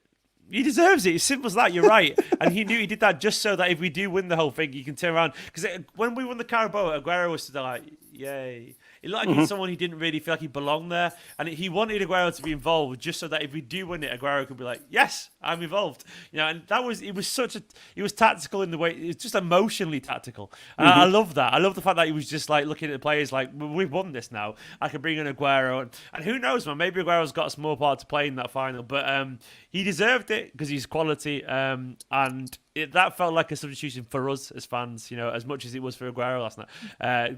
It's last night now. Fucking hell, that's what time it is. But that was the right call. But Mike, thank you so much for coming on, man. I've got a couple more people to get through. Absolutely. For the night is over for me. But you're an absolute legend, mate. A big love for the world support, Mike. I really, really, genuinely appreciate it. Same to you, man. Be well. Thank you so much. Catch you in a bit, dude. Bye-bye. Bye. Lewis, how are you doing, my friend? Are you good? Are you well? Thank you for waiting for so long, man. Thank you for waiting so long. like literally, I was waiting so long. Like I was literally trying to do the tab, and it's just like it reminds me of like trying to get a PS5, and it's just like trying to get one. It's just like literally, sorry, can't get in. Sorry, can't get in. Sorry, can't get in. It's just like, come on, please. No, it's just I wonder how many people couldn't get in tonight, man. Genuinely, like so many people tried it. But either way, thank you for everyone who tried to get in. Yeah. But Lewis, you're here now, man. First thing, DT. Oh my god, I'd like literally. I'm a family guy as well, and yeah, to have same. some like you can just like it's mate. I'm so like I said to it like I sent him a DM after, and I said, I'm sure your dad's looking down on you now, and he's proud of you of what you're going like what you're doing. And he knows you're. He's such a lovely lad. Genuinely, such a my god, pure lad. And it's also like I'm a family guy, and it's so like I also like I was thinking like sorry to go on the tangent now, but I was thinking like I did the boycott over the weekend, and I was thinking when was the right time for me to say what I want to say, but now I'm just like I might as well do it now, and I've been someone who's had special needs, ADHD, anxiety, everything like that sort of thing. And it's this whole time, like the last year, especially, mate, it's been fucking shit. And now, horrible, and like when you did your spotlight, you're like, I'm gonna probably have some moments, but it's just like when knowing you can't be around your family, and I'm lucky enough to live with my family, even though I'm like 29 years old. I know that sounds a bit wetty, but it's not at all. Don't worry. But it's families first. Despite everything, despite everything you got, like we all go through, family is number one. Like, and anyone who says family doesn't mean shit, you can just go to hell, in my opinion. No, you're right, and it's nights like tonight, man. Like nights like tonight, they help you remind that. And it's only football, I know it is, but like you see what it means. You see what it means to us all, man. You see what it means to us all, and you see what it means to DT earlier as well, and like yourself and myself as well. It's just it's lovely, isn't it? Yeah, and like you probably saw my messages as well. It's just like literally just if we get the chance, like if it be like to at the tour, like on like I'm probably like what I said to him, it's probably gonna be on the 31st because they'll want to do it on the Monday after, like with the FA Cup final when Vincent Company, like something like that. They'll want to do it. They'll want to do it on the Monday. So anyone who goes to Istanbul is fucked. But I'm pretty sure, like if City have realised something, like they'll like be like, look, you've made us exempt to go to Istanbul and go back, and we are allowed to do this. Let the fans do the same. No, exactly, mate. Exactly. I mean, fingers crossed. They should. Yeah, because I would generally want to go. I'd want to go to Istanbul, but he said to me about it, going to Istanbul and then coming back. It's just like we won't be allowed to. We'll have to quarantine. It's just like it's going to be difficult. Yeah. Yeah. Unfortunately, and it shouldn't be. It shouldn't be. Like we're all human beings at the end of the day, and we should be there to like celebrate with like fans, like and. I know it sounds weird, but you said it earlier. It's just like we're all kind of friends in the end because we support the same team. So it's the world. Yeah, football's so unique in that way. It's so unique, and we have this. Like we're lucky to have platforms like this now.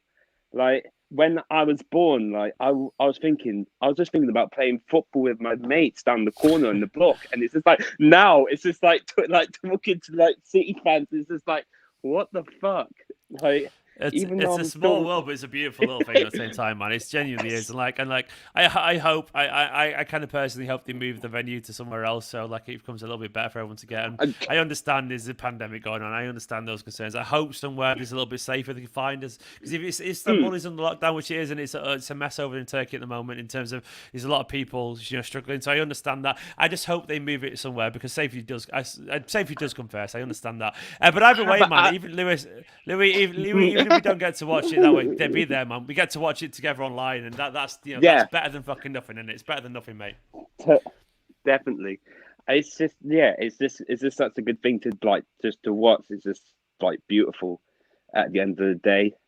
I still think of I can't remember who retweeted it, but it's just I still think of that Okay Gundogan with his mate, and it's Blended Family by Alicia Keys, and I just think of that now, in moments this.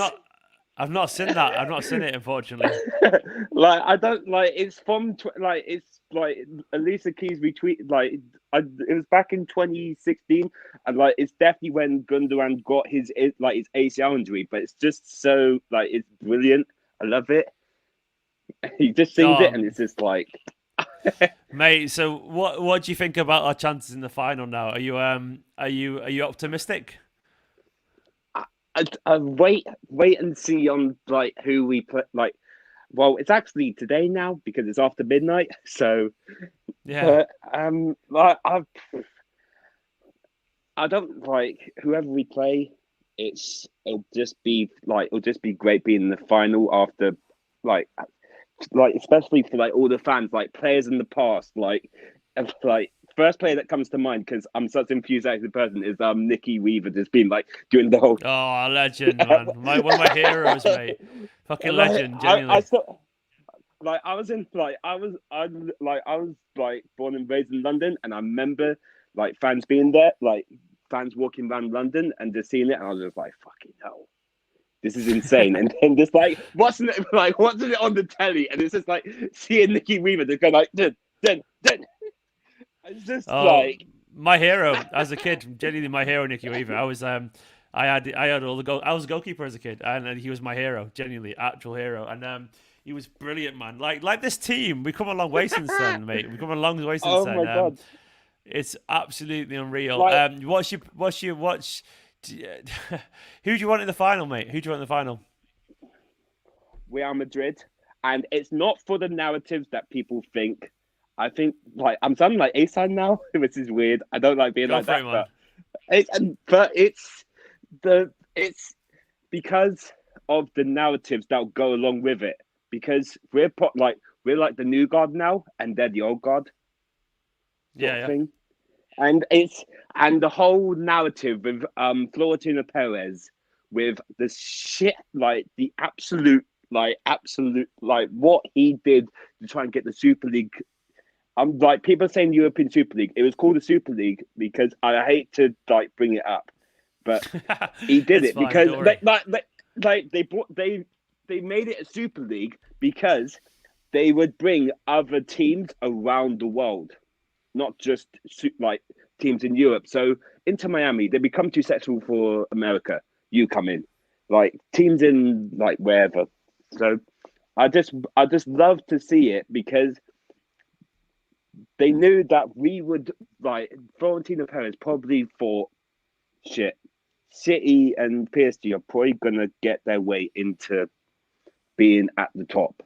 Yeah. And he was just I don't want that. I want Real Madrid up there, be at the pinnacle for as long as possible. And he knows now the fact that it was PSG against City, one of those two teams, part of the new way. So, I prefer Real Madrid because if the narratives will go insane, and I'd love it. I would love it, mate. I would absolutely love it. Thank you so much for coming on, man. Thank you so much for coming on. I'm exhausted, so I'm going to get to Thomas now. He's been waiting for a while as well. But you're a legend, mate. Thank you so much. And it's great to celebrate with you, mate. Thank you so much. Get the bed and go enjoy the rest of the night. Come on, City. See you later, mate. Bye-bye. Bye-bye. Big love to him, man. Thomas, thank you so much for waiting, Thomas. Thank you so much for coming. Remember, Thomas Touchdown. What a legend. Cheers. Big love, man. Thank you so much for waiting. And how are you doing, man? You good? Oh, I'm a lot better. I'm a lot better after that. I am. Dog in the background. Hello, yeah, dog in the he's background. running around. Yeah, absolutely buzzing. Before we get into it, I just want the biggest news of the day, football-wise. Scott Carson has joined Instagram. Oh, has he? Fucking hell, man! Like, fuck the Champions League off. Scott Carson's on Instagram. What a first, exactly. What's his first post? He's done one. I'm not sure. I should go give him a follow. I mean, you got to follow the best City player. What a legend, Scott Carson. The second Champions League final for Scott Carson, Thomas. Someone just said, get Fernandinho a new deal. Does Fernandinho deserve a new deal, Thomas? Yes. To put it lightly, yes. I think give him whatever he wants, give it to him. If he wants a job after playing, give it to him. If he wants Pep's car, give it to him. Whatever he wants. That man was everywhere. I mean, and I saw on Twitter somebody put 200 pounds on him to have a yellow card, and believe it or not, he did not get a yellow card. He had like how many fouls? How the fuck, man? Exactly. He was pissing everyone off all night. I love it. That's the brilliance of Fernandinho, though, isn't it? In a nutshell. Exactly. He like you mentioned before. He has a way with the referees, his elegance and the way he speaks and acts. It's almost like they don't want to give him a card just because he's so nice. And I felt like the ref was kind of tired of Neymar anyway, and just PSG in general were. I had a lot of respect for the way that they play. After tonight, man, I don't know.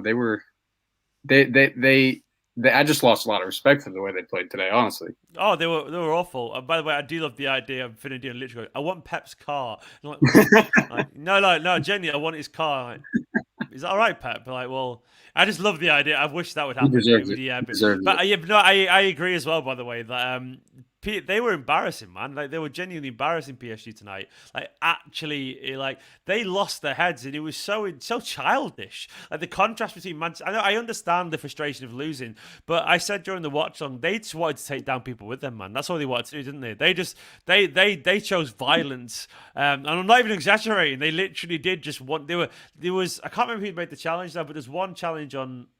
Was it Jesus or something like that? Where it was just a cynical hacking around, and it was just that feels like hours ago now, but it was such a bad challenge, and it was so unwarranted. It was unwarranted in the player who just come on the pitch. It was just personal. Like, why the fuck are you doing that? Like, and PSG, like, I'm glad they're not in the final, and I'm glad they're not going to win it this year because honestly.